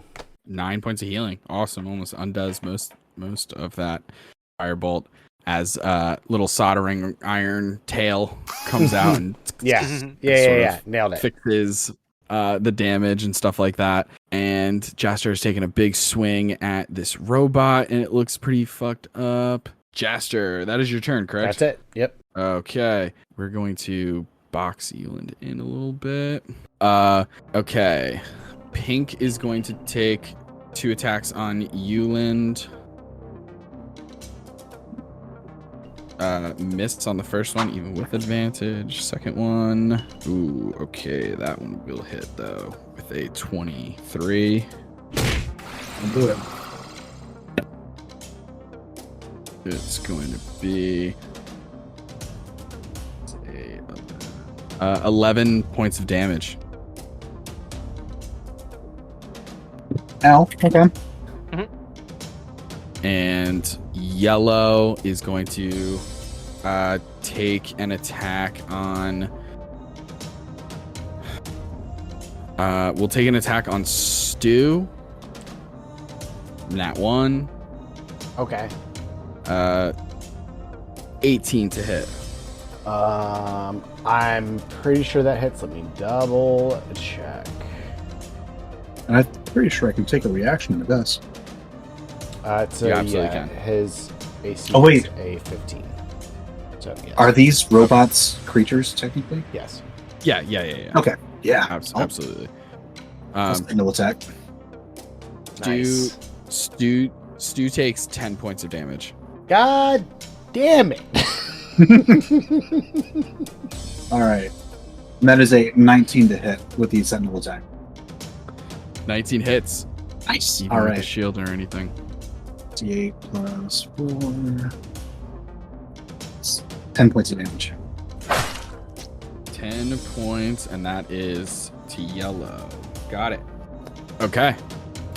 Those are those bots. Uland, now it is your turn. All right. Get your reaction back. Gonna go ahead and slap this blue bot here. Gonna try. Okay. Advantage. Okay. Oh, that's a nat 20. That's a nat 20.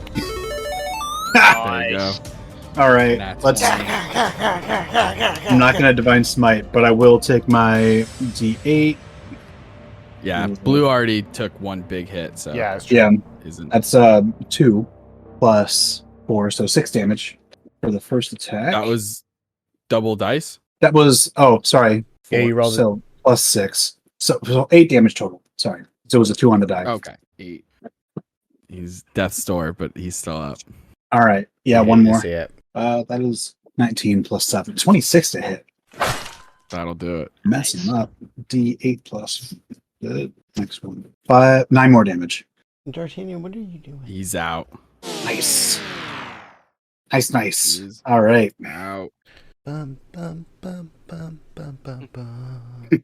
Yeah. You completely cave this robot's cranium in. And for Okay. a rare moment, Uland has an opportunity to truly let loose when it comes to finishing off these creatures because I mean, I guess this is up to Uland's interpretation Oh no, I'm of how you view artificial intelligence, I guess, but like probably you can feel good about being like, I'll kill it. yeah, I got no complaints here. There's no soul Okay. risk here. That you Yeah. know of. They are doing psychic damage. Who knows what's going on? This Anyway. sentence is false. No, my conscience is clean. All right, let's do this. All right. Amazing. I You got- two I have attacks. Make me the victor. I have a bonus action. I gotta write this down like on my hand so I remember it. Bonus action healing potion. I can't do anything with my own healing potion, right? Yes, you can. Bonus you can, action. You can drink it yourself, but you have to roll. for Okay. it. Perfect. I've got it. 2d4 plus 2. 2d4 plus 2. Can't even pick these things up. 3, 4, 6 healing. Worth it. Incredible. After Uland's turn, it is Belkor's turn. Right. Well, might as well keep attacking.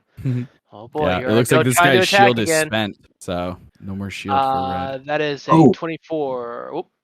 Shit, I feel bad. I wanted to yell out about the orange guy during my turn. Like, yo, this guy's grabbing stuff from boxes. Yeah, totally fine. Okay, thank you. How dare you speak out of turn? I'm so sorry. Wait your turn. Belkor, that a 24 or whatever you said absolutely hits. And then my second attack was a nat 20. Fuck that Incredible. robot. Just in case, roll the damages separately. Okay. Just in case. And we'll just carry over the nat 20 to the next guy that you can get into How range generous. If I well, no, I don't think I can. with. That's true. It's a little rough. Either way, I mean, never know. Yeah, the first one might not kill Yeah. him. So that is another 8 damage. The first Yeah, one. he's still up. All right, and here's the nat 20 damage. First roll was an 8 plus a 5, which that's 13. 13. Then plus another 6. Plus So stuff. Yeah. that is you got him. 19 damage. Incredible. It's Good job. raw. I love it. Destroy this robot as it's fighting you and looking for things. I didn't Amazing. ask for You still chips. have movement. Where's the lamb sauce? Cream fish. I think I'll move there, and I'll end my turn. Okay, awesome. After Belkor are the bots. This guy, 5, 10, 15, 20, 25, 35. And then it's going to dash. This one is going to look. Wow. Okay. And then the other two guys are down. Okay, yeah, that's both their turns. Which brings us back to Fizzlebang. Fizzlebang is just going to drop down. How dare you? If you attack Stu, Right there. All right. Here's what'll happen. I'm gonna roll a d20. I'm gonna roll a nat 20. And if I do, it's fucking Stu. No, if I roll a 1 right now, he'll attack Stu. Okay. Nope, a 16. Okay. That could have been a hit. But anyway. So yeah, he'll use his attacks on Jastor instead. Okay. Actually, he's gonna make 2 attacks on Jastor and 1 attack on Uland because he's got fucking reach. Damn. Okay. You see that like parts of this mech's arms begin to separate into multiple limbs, and now he's got like 4 limbs and can make all these crazy attacks. One of the limbs ends in just a buzzsaw as you just hear like as it comes towards Jastor. Another one just becomes like a massive metal mallet that is going to reach over all of you and try and hit Uland. And then finally, one of them is just a fist that's just going to try and backhand Jastor as well. So it's going to be 2 attacks on Jastor. One is a nat 1, so that shit don't matter at all. We'll say that that's the blades. So this like buzzsaw comes towards you, Jastor, and your monk abilities, you like matrix out of the way as it like just like right over your face. But the other attack does hit Shield. and that is going to be 9 Shield. bludgeoning damage. Does it break a 24? Yeah. Yeah. I hate it. For sure. Yeah, it was A lot. Okay. it did. Fine. I rolled really high on the dice, and then he's the mini big boss, so he's got All right. pluses. Fine. I'm just rationalizing why No, he you're did good. so much You're good. damage. I'm just gonna go ahead and mark off this spell slot real quick.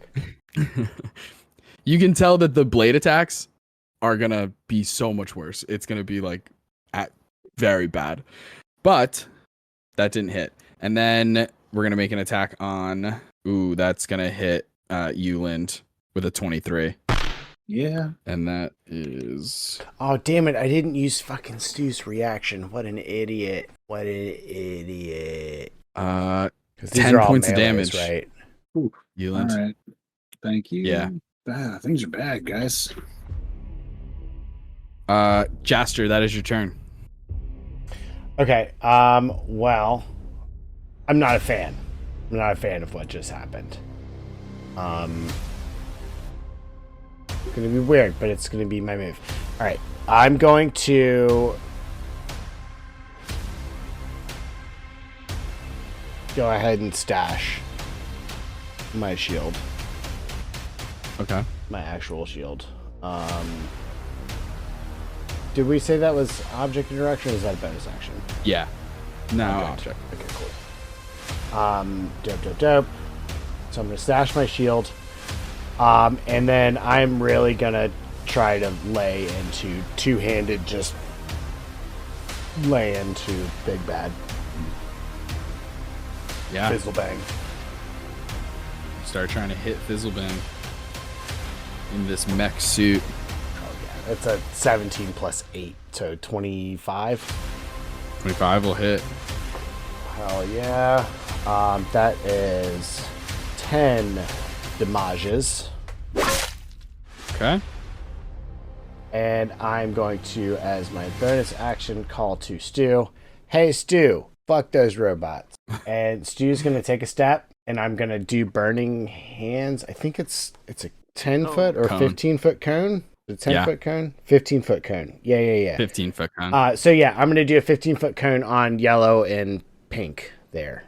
So Okay, cool. DC 14 and just angle save, it please. so it doesn't hit. Mm-hmm. Yeah. It's Dex, right? Dex, yes. Okay, cool. Fail? 2, Fail. I rolled the same thing on both dice. Crazy. 4. I'm using all the slots because Stu's going down this round. I'm almost I'm almost sure. Right.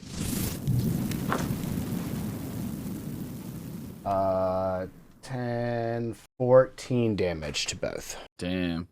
Yellow melts and is out. Pink looking fucked.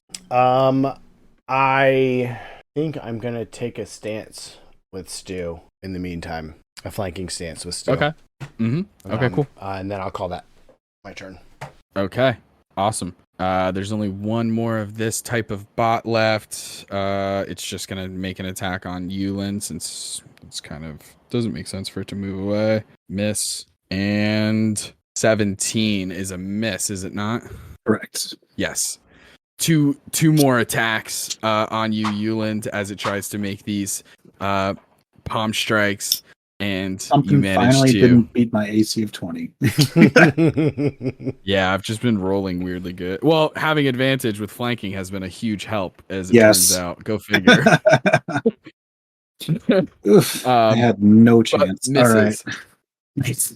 And then after them, Uland, that is your turn. Let's do it. I'm going to smack that pink guy real quick. And try. Do it up. That is 17, 24 to hit. 24 hits. Nice. Shield pops out. You bypass it. 11 damage too. 11? Yeah. Hell yeah. Destroy this robot. All right. I still have half my attack and my movement still, right? I can still move and attack again? Yes. Yeah. Absolutely. Okay. I am totally going to... Oh, let's just do 5, 10, 15, 20, 25, 30. All right. Oh, wait. I have my chain. Range. Yeah, I'm just going to smack him. Yeah. Shit, I don't want to move that far then. 5, 10, 15. 15 feet. Is that cool? That's totally cool. Yeah. All right. You see this orange guy is holding something. It looks like a piece of machinery. It's kind of hard to tell in the heat of the moment. He's holding onto something, and he seems to be looking for something else. Okay. Yeah, I want to put a stop to whatever he's doing. He's going around and getting all the Super Smash things. You know, like when you're playing Super Smash Brothers, you get all the little items and you put them all together. Right. All right, yeah. I'm going to go ahead and try and swing with... what was it? Not Divine Sense. Divine Smite. I'm going to try and do that. Okay. Yeah, because obviously you know this guy hasn't been hit. Let's 7. Let's 4 plus 7, y'all. 11? 11. All right, yeah. 21 to hit. Yeah. Absolutely, yeah. You see a shield pop out at the last moment. Because it's like a robot, it's actually like not even looking at you as the shield pops out. It's almost like those. Gosh. I don't know if you guys have ever seen, like in Japan, they made that like vest for seniors that has airbags inside of it. Yes. They like fall over and it's like. It's kind of like that, where it just seems to be activated based on sensors that the robot has. Danger. But you bypass it.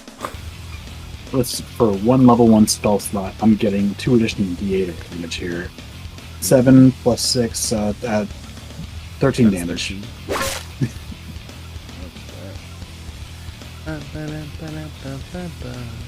And that's 7 plus 6. That's including your normal. Oh wait, no, plus 4. Damage. Jeez. All right, so 13 plus 4, so 15 damage. No, Jesus, 13. I can do math, I swear. 13 plus 4 is 17. Thank you. 17. Technically still up. Okay. Thanks, T, for the save. Got you on me. I swear I can do it. I'm just panicking. All right. Yeah, that's gonna be all my turn there. Oh, true. You took the first attack on Pink. I forgot. Okay. Yep. All right. After you and Belkor, that is your turn. All right.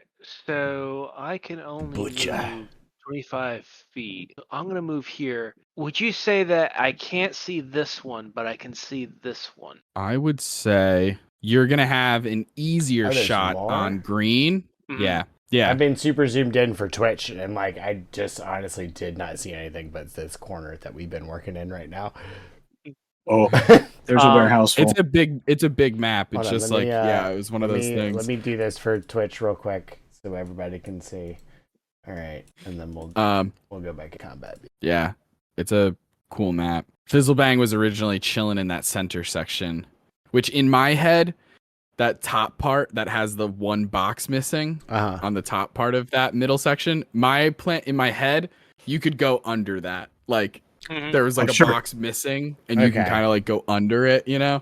Anyway, I was thinking that's like just my own head Fallout 4 power armor stand. Where like, you know, you take your you do the little repair station thing, yeah. Belkor, you could probably hit either of them. Okay. You think that, I mean, I guess technically orange would have the slightest amount of cover, like we'll call it half cover, which is just a +2 to their AC, but green's a straight shot. So my other question is, these are all wooden crates, right? Yeah. Can I burn them?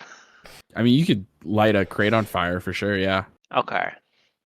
You can't shoot through a crate. Right. So my original plan was when what's his name was still up here, I was just gonna shoot a fireball at a crate and hope that he like fell or something. And then the other thing was the fact like, okay, if this is all wooden, if I just light a fire, it should be able to spread throughout the entire facility. But I guess the parts themselves are, I guess, fire resistant, so it probably would have made stuff easier. So yeah, I think I'm gonna go for green. Okay. Casting firebolt. Go for it. Roll an attack. Dale, take that die, throw it out the window. It's my only D20. It What? needs to sit in the moon. I'm buying you It dice needs to at sit in the MagFest moon. this year. I'm buying you I'm buying you dice at D20 at MagFest this year. I mean, I do have a plastic one, but I like the heavier. I got you. Right. I got you, homie. I got you. Yeah, that was in that one. That ain't happening. Oh man. Just for flavor, for fun, roll another D20 to see if you hit the box behind it. Just a solid D20 or adding the Or no, yeah, firebolt, like whatever your firebolt stuff is. Okay. That is an 11. 11. You hit this corner box and begin lighting it on fire a little bit. It's a cantrip, so it's like a little bit of a slow burn, but so I don't want to derail it too much, but I do have a fun story about this. I'll save it for the action surge. Okay. I'm gonna write it down. I'm gonna make Yeah, sure. right. Jot down. I'm gonna make a note. I'm gonna save it for the action surge. That's gonna be it for my turn. Okay. From there, this guy is going to. Okay, green with the with that fire damage manages to punch through this corner crate and pulls out another piece, and then. How dare you? I'm sorry, y'all. No, not you, Justin. How dare you? I made the decision.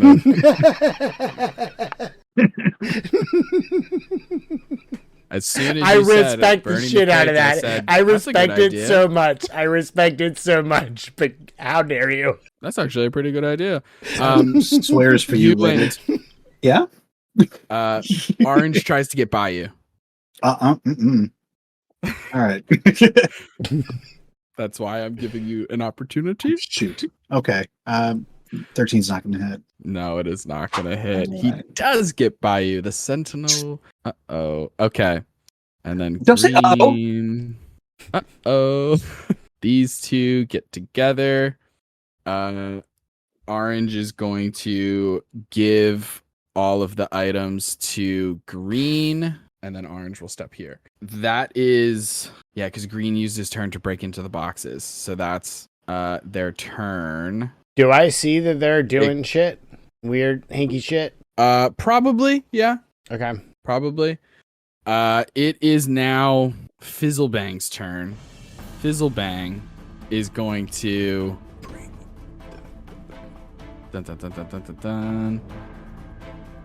Hover. Begins to hover. Stu 2 can make an attack of opportunity if he would like. As he hovers and sort of just flies around you. Like up and over you, kind of. Yeah, because he's moving out of range. Stu 2 will take the attack. For sure. Would this be flanking technically while he's doing this, or no? Yeah. Dude, you're killing me, dude. You're literally killing me. That's an 8 plus something. Yeah. Yeah. It's plus 7, so a 16 to hit. 16 does not hit. Cool. Fizzlebang is going to use his turn to... Because he didn't really have to move to do that. He could have just done it differently. Alright. Object interaction hits the panel on the wall. You said something about the panel, and I thought about it. All the clues have been there. I know. This door that's now in yellow is open as that door slides to the side. And Fizzlebang then will use their action and throws this robot outside. How does Fizzlebang do that? Telekinesis. Oh, jeez. Okay. Yeah. It's technically he has the spell telekinesis, but the way that it works is more like he presses some buttons on his thing and it activates like jet boosters on that particular robot, and that robot just fires off out the door that is now open. That is Fizzlebang's turn. Jastor, that is your turn. Let me see now if I've got movement to do this. I sure do. Oh, no, I don't. Yes, I do. You can't move through his space. Right. So he'd have to go there, and then I'd just have to move aside. So Stu's going to go there. I'm going to go there. Brilliant. And I'm going to fuck him up. I'm going to try to fuck him up. It's going to be a two-handed quarterstaff attack. No, it's going to be a one-handed quarterstaff attack, and then I'm going to flurry blows him. Okay. Roger that. First attack is... Thank God. 25 to hit. Yeah. Second attack. 18 and a 19 on the die. Plus 7. Plus stuff. Yeah, those will hit.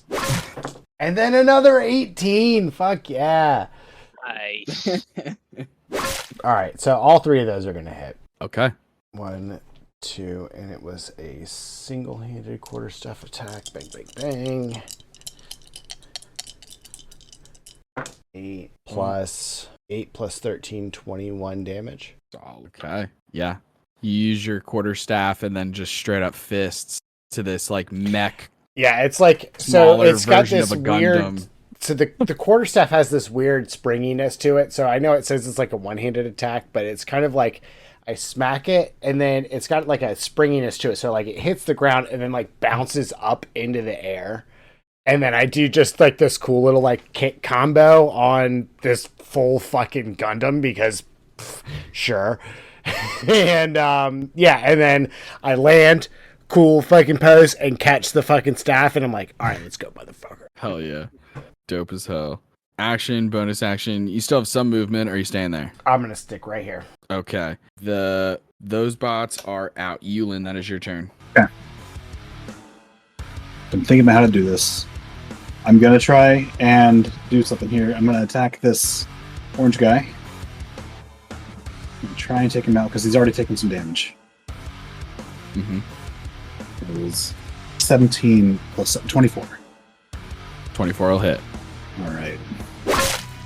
And yeah, I'm going to burn a spell slot.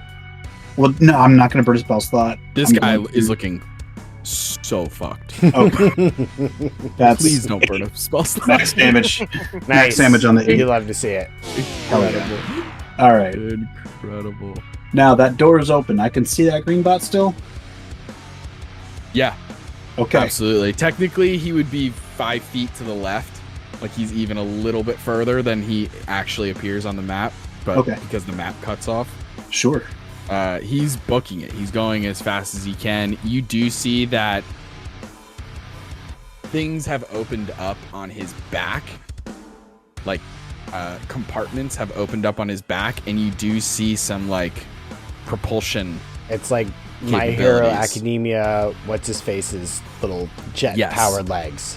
Hmm. But Yeah, on yeah, his yeah. back. It's exactly like that. Okay. I cannot think of his name right now. It's driving me nuts. Ingenium. Yeah. Oh, dude, That's we're something right like there. that. We're so close. We're so close. Save it for the action search. Yeah. Let's move on. Yeah. I'm still gonna try and get him. I'm gonna move over there, and Nice. I'm Hell going yeah. to. I'm gonna do this. No, wait. I don't have to move over there. I can just like move over here close enough, and then try and hit him with the chain. I keep forgetting my hammer is ranged. Thank you. All right. Yeah. So to hit. It's up to you. The only thing that would change Is is Sentinel. You have- Sentinel Mhm. wouldn't be affected. Right. If Right. you can get up right next to him, then Sentinel will make it so that if he tries to run away, you can stop him. Oh my God. Yes. Okay. Yeah, I definitely want to do that. Thank you. Yeah. So you Alright. rush outside. Yes. I rolled the die. That is a 17 to hit. Sorry, 17 on the die to hit. Plus 7. Oh, So 20, 17. another 24. That's huge. Yes. That's huge. Alright. He pops his shield out, and 17 would have missed if it was just 17, but it hits. I am popping a spell slot. We are doing our additional Fuck damage. yeah. Okay. I can't pop multiple, can I? Okay. Just higher level. Yeah. Okay. No whammies. Okay, so that's plus 4 total. So 4 plus is 12, 17, 21. 21. You Damage. destroy this robot. Fuck that thing. Yes. All right. Ooh, all right. And can I take a quick look around? Like, did I just run to a swarm of enemies? And I really hope not. No, it doesn't. Yeah, you look around. You're just like starting to enter the parking lot. It doesn't Okay. look like there's a bunch of like a legion of robots out here or something. All right. All right. Cool. Cool. All right. That's my turn. Okay. Belkor.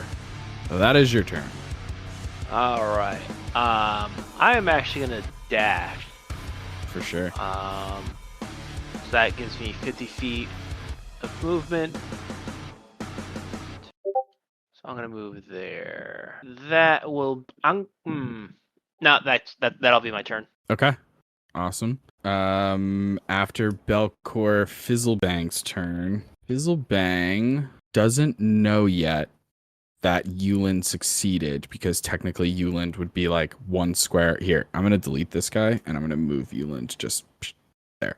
So Uland's like just outside the door, so he doesn't know that Uland succeeded, and as such, Bring it on, motherfucker.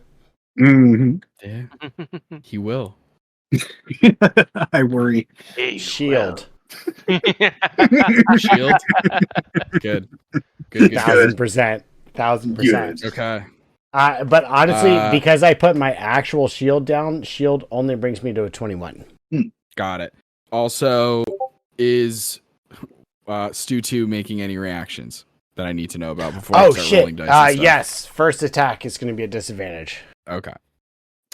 First attack on you. Thank you for reminding me you didn't have to do that. Damn, dude. I didn't, because I got a 21 with disadvantage. Rough. But thank you for thanking me. Rough. Thank you for being there. You know what? How dare you? How dare you? How dare you? Okay. You take. I need you to make a dexterity save. Oh, no. Oh, that's actually As that's this- not bad. as this circular saw comes like racing towards you, does make some contact and cuts you, and you're gonna take Yeah, no, I don't pass. okay, you take 12 points of slashing damage, Sure. and on the start of your next turn, if you want to just jot this down somewhere, Sure. you take 5 bleed damage. So the Wow. cut is just so grievous Right.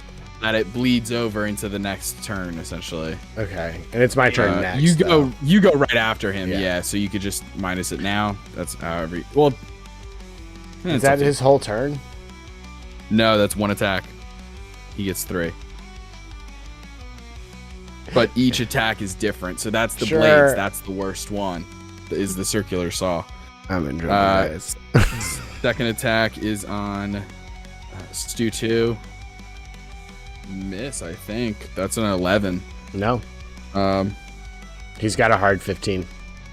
fuck it. He'll take his third attack on Stu 2. Sick of this dog. A fucking another 11. Damn it. Okay. Stu hasn't been Recovery able to turn. hit, really. So he's gonna move. And trying Stu to get a has little already closer taken to the his door. reaction. Yeah. Even better. And you cast shield. Mm-hmm. Yep. So hold on. Now I'm gonna measure it out to see how far I can actually get. That's his turn. Jastor, you take 5 points of damage. Yep. At the top, as your grievous wound is just you're in a lot of pain as this like really I'm in intense so much circular pain. saw just cut through you. I'm Uland. Or excuse me, Jastor, it's still your turn. Duh. Sorry, Uland, you're next. Jastor, go for it. Yeah, I'm going to actually take this whole turn for recovery. I'm going to use my action to pour some just pop the cork and just like pour maggots on my body. From Yeah. Madam Musk's shop, so I get the full 50, For sure. the full 10 health back from that health potion. And then I'm also going to bonus action command Stu to do the repair action. Stu's gonna I almost get. killed that dog. You almost had him. Yeah, he's at 9 health. Now he's. I only needed one attack to hit. So that's Would have got. 14 health back. Stu's pretty much back to full health now. All right, good to know. Actually, no, Stu is back to full health. Even better. Nice. And now let me look at my movement real quick to see. There's not really a whole lot I can do. Okay, you can go away now. I'm gonna move here, and I'll just get Stu to move. You only have 25, so that's my turn. Okay, Uland, now it is your turn. All right. Ooh, yeah. Thank you for moving there. I can get to flanking range here because that would be flanking here. That one, yep. Cool. Yeah. And I'm going to spend my whole action using all of my lay of hands on me because, well, at least most of it because I'm hurting and I don't feel comfortable being near this guy. Let's see. Out of 30, I'm going to use 20. Okay. Okay. Cool. It's 20. Bip, bip. Go. All right. Sorry, I'm just struggling. Not Yeah. struggling as much anymore. So you use your lay on hands on yourself, heal for a bunch. That's your Yep. action. Bonus action. I don't think I can do anything with that. I'll keep my reaction for if or when this guy attacks somebody else. Okay. Belkor, that is your turn. All right, I'm gonna move here. Remind me again what this aura does. Plus 2 it's a bonus on plus to saving throws. 4 saving throws. It's only just for saving throws. Yeah. Gotcha. Yep. Alrighty, well, might as well start attacking. Dirty 20. Dirty 20 will hit. And 10. 10 damage or 10 to hit? 10 to hit. That will miss. Okay. Let's see, for damage, we've got a total of 11 damage. 11 damage. Roger that. Okay. And then I want to use Action Surge. Nice. Hell Action yeah. surge. What do you do when Nice, you're out nice. of actions? Action surge. Action Surge, baby! Alright, so that's another 2 attacks, right? Yep. 20,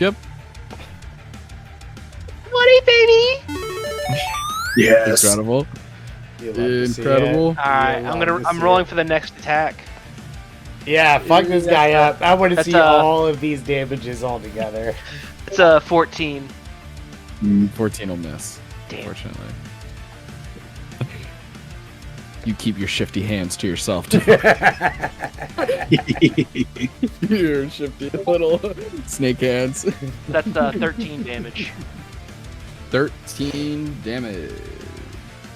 Okay. All right. Starting to show some damage. Better than my pangolin hands. Pangolin hands? Yeah. No, those are good. Those are good. We'll take those. Okay. That is Belkor's turn. It is now good old Fizzlebang's turn. I say, fuck it. He is going to try and hover and move away. So Not today, this is your champ. moment to do some Sentinel shit. Absolutely. Or forever hold your peace. Oh, it's going down. Pretty please. Yeah, if he's Because of if he's Uland- procking from Yeah. Uland, then He is. He's not. procking from He's me not too. disengaging. Not that it would affect the Sentinel, but it Is would it affect proccing everybody for else. me He's, too? he's 7. yeah. 7. He's not. 21 to hit. 21 will hit. Stays put. All right.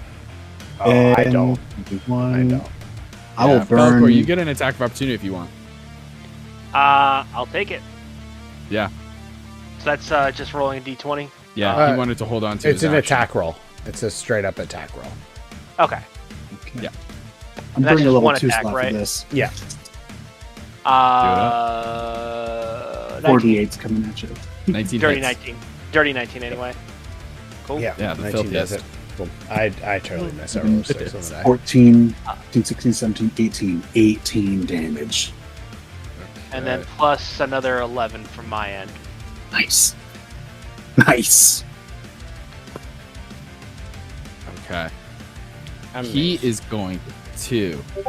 We're gonna say he makes like an object interaction, and he pushes just some buttons on his mech suit, and he just calls out and says, you hear like his voice kind of come through the Gundam, and it's a little bit like robotic and mechanized as he calls through it and goes, "Problem at the warehouse. Leave without us." And then he's gonna make a full thing of attacks.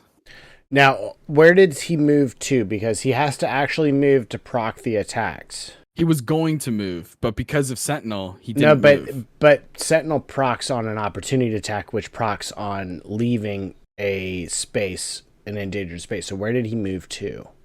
Was he trying to just move He this was way? trying to move like this way. Okay, so then he wouldn't. He'd Yeah. proc mine first, and then he wouldn't proc until he gets like over here, just mechanically, All right. right? So Because he then moves he's over there. got to move 5 feet out of Uland's space Yeah. to proc. Yeah. Okay, so Okay. not that it really matters. I just hey teacher. No, it does because Mechanical. I think he feels like Jastor is the lowest health, so he was gonna put every attack into Jastor. So it does make a difference. He's going balls to the wall at this point. He's not looking good health wise. Go. His Thank you. his I have plan 15 health. Yeah, his plan was to take all of those attacks, hope that Uland misses, and then skate on out of here, use an action to dash.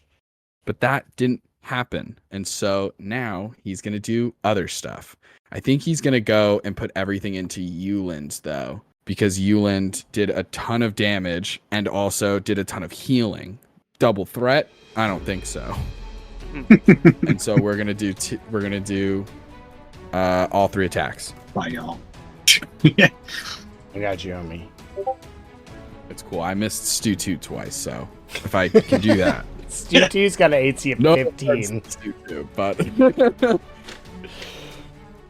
all right, that's a 17 to hit. 15 misses. That one will hit. That's a 19. I have a DC of 20. Oh, you do? Okay, perfect. That one misses. So that's a nat 20. So only the last one will hit. But hey, you'd rather the nat 20 come on that last attack than any of than the blade attack. So giant massive circular saw comes out, misses you, tries to hit you with this massive hammer. You kind of dodge out of the way or like block it with something, and then he is going to just it's just a fist, but you see that his elbow opens up, and similar to your hammer, a little jet booster. Actually, at this point, you got the hammer from Romance Realtors. You know that Romance Realtors is working with Excelsior. Fizzlebang might be the inventor of your hammer. Oh my god. The new one that you got off of them. As his elbow opens up on the mech suit and a jet booster walks out as he just does like the most intense punch. And because it is... Oh no. Astro Punch. Have you guys seen Big O? Oh no. Big dude. O. Big O. Big O. Big O. That's basically anime Batman, isn't it? Yeah, Batman. Kinda, yeah. It's Gundam anime Batman. Gotcha. Uland, you take 30 points of damage. Excuse me, from that last one that's not too risky? It is a crit. I'm just saying that was the one. Well, if it was the blades, still worse. It would be 66 for the blades. That's more than all the health I've got. Okay. I can do that too, you know. I can't recharge it on my own, but I can do that too. My friend in Christ. But that is his turn. We're level 6. Yeah, I know. I only killed one of you. It was in the first combat. I'm figuring it out. You guys got a Phoenix egg. We talked about this. I went down so many doing. times. Oh my god. I know what I'm doing. Uland, you're not down though right now, are you? If I hadn't done my lay on hands, felt myself up, then I'd be down. See, I'm down to doing. 7 health. Thank you. Okay. Okay.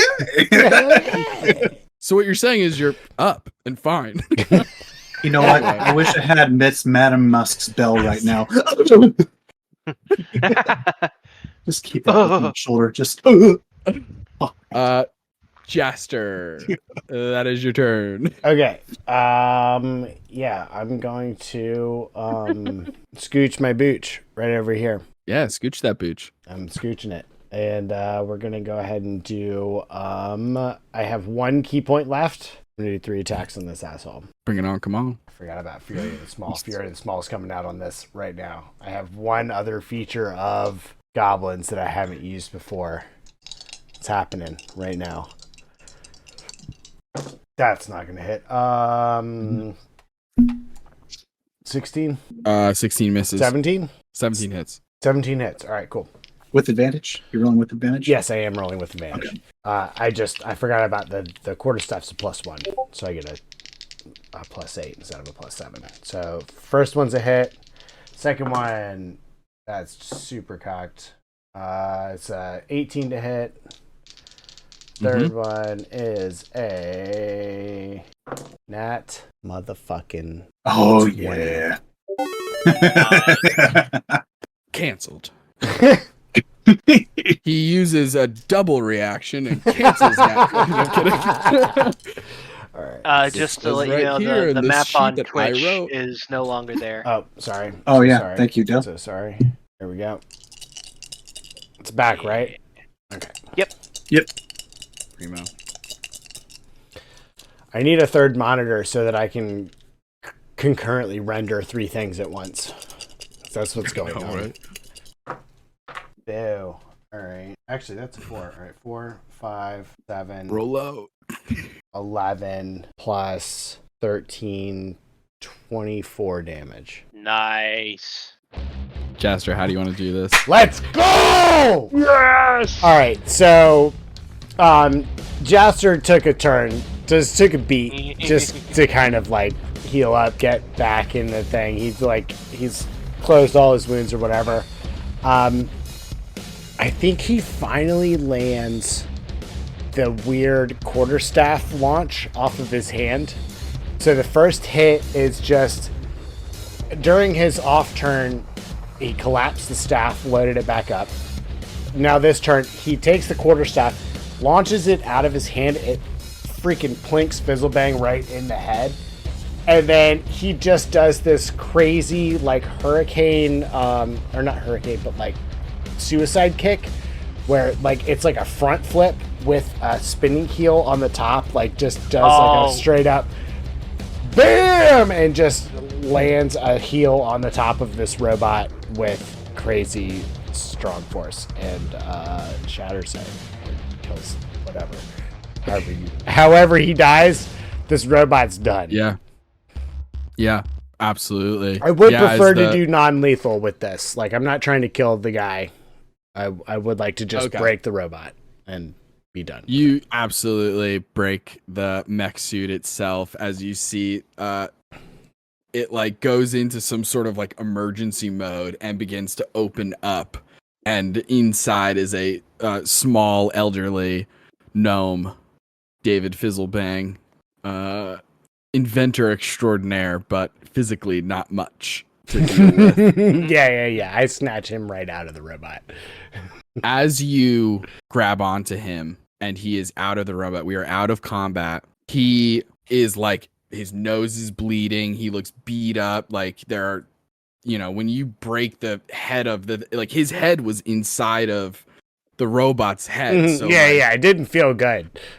It's not like the mech suit that Metronome, Jesus Christ, Monotreme was using. Monotreme was using one of those like you're inside, you're like a little tiny, and like right. You're There's in the chest levers cavity and whatever. moving This things. is like an exosuit. Exactly.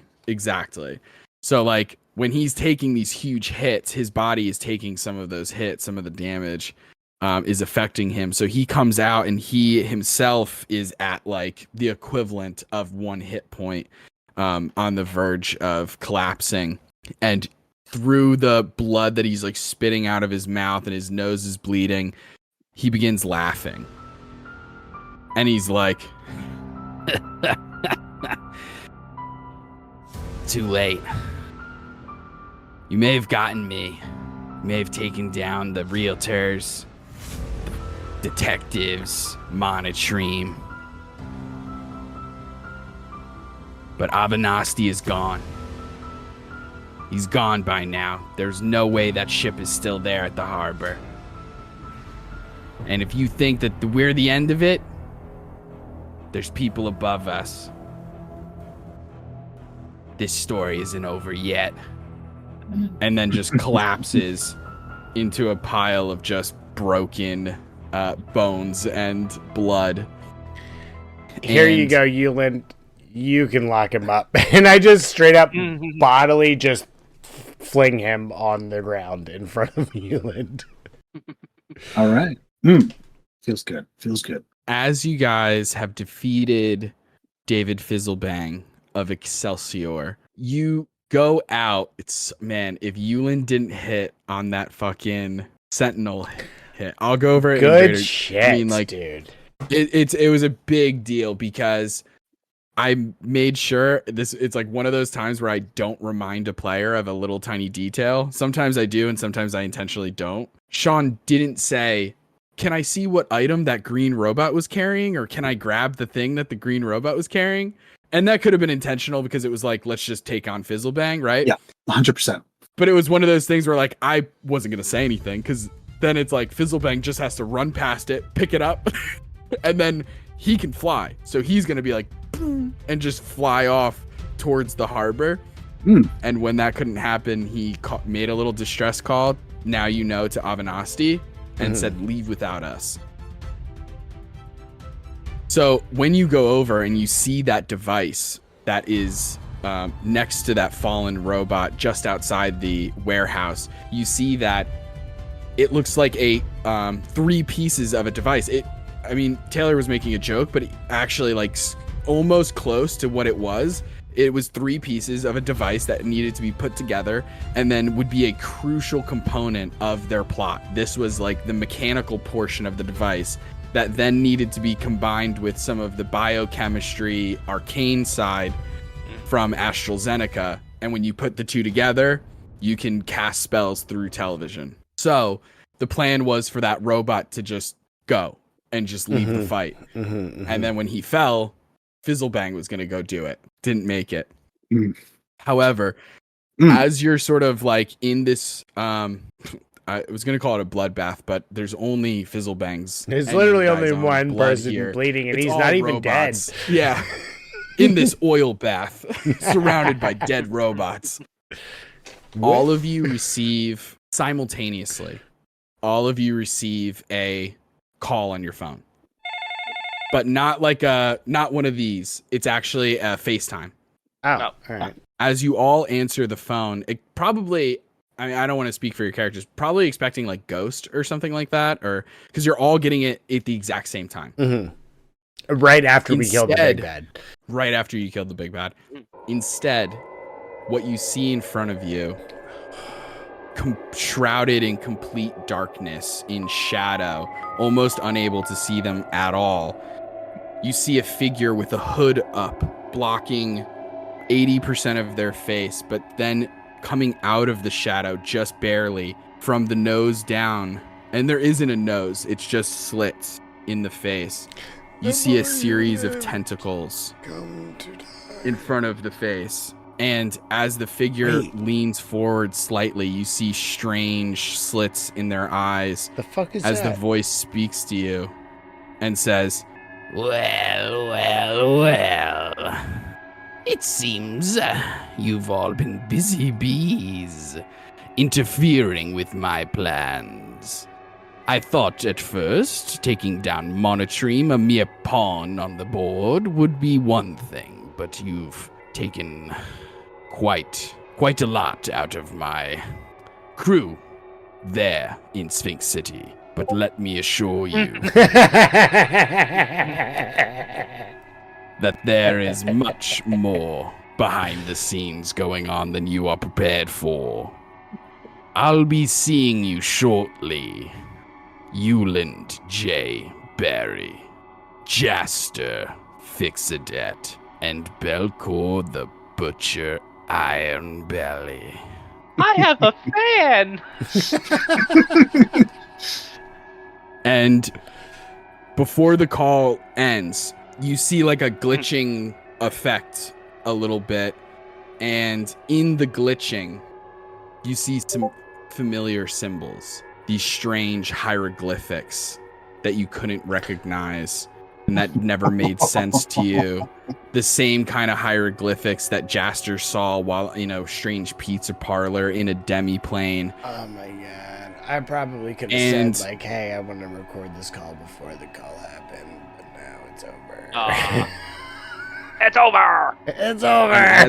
As the call ends, you all feel confident that you've made incredible strides at taking several leaps forward in making Sphinx City a safer and better place to live, and having your home be a home that you can be proud of. But you do feel that there's still work to be done. As eventually, kind of fast forwarding slightly, you all eventually would rush over to the harbor as you see half a mile, if not a mile exactly, like a mile out at sea, you see a cargo ship off in the distance, and wonder if the shipment was an incoming or a departure. And who else could be possibly connected to this scheme, and who was that strange tentacled face, knowing that in this world, in Sphinx City, as far as our characters and our mind flayers don't exist in this world. So even though you, the players, and you, the audience, probably know exactly what the hell this illithid is doing, for everyone else, this is a straight up fucking alien. I mean, illithids so are pretty much aliens, yeah. Pretty much. And so now you know that strange, like, hieroglyphic text that some of the cohorts of this plot were getting, they were communicating with aliens. And so this plan goes much, much deeper. And when I say deeper, I guess I don't necessarily mean deeper as much as outer, into potentially outer space. And that is it for season 1 of Sphinx City. Yes! Thank you all for watching. Thank you guys for playing the game with me and having hopefully as much fun as I was having along the ride. Absolutely. And I already can't wait for season 2, but that'll be around the corner because I have to figure out what the hell season 2 is going to be about. But before the action for surge, watching. Yeah, no, for sure. Some announcements really quickly. If you didn't get to watch all of Sphinx City, it's available on our YouTube. You can get an audio version on our podcast and stuff like that. And we also have other series coming out, so always click the little notification stuff on the different apps that you may follow us on. Like, we have a podcast, we have a TikTok, we have an Instagram, a Patreon, all the different things where you can find So You Want to Be a DM, because we have Mythos University right now, but there's going to be other things in the future. So check out all of the stuff.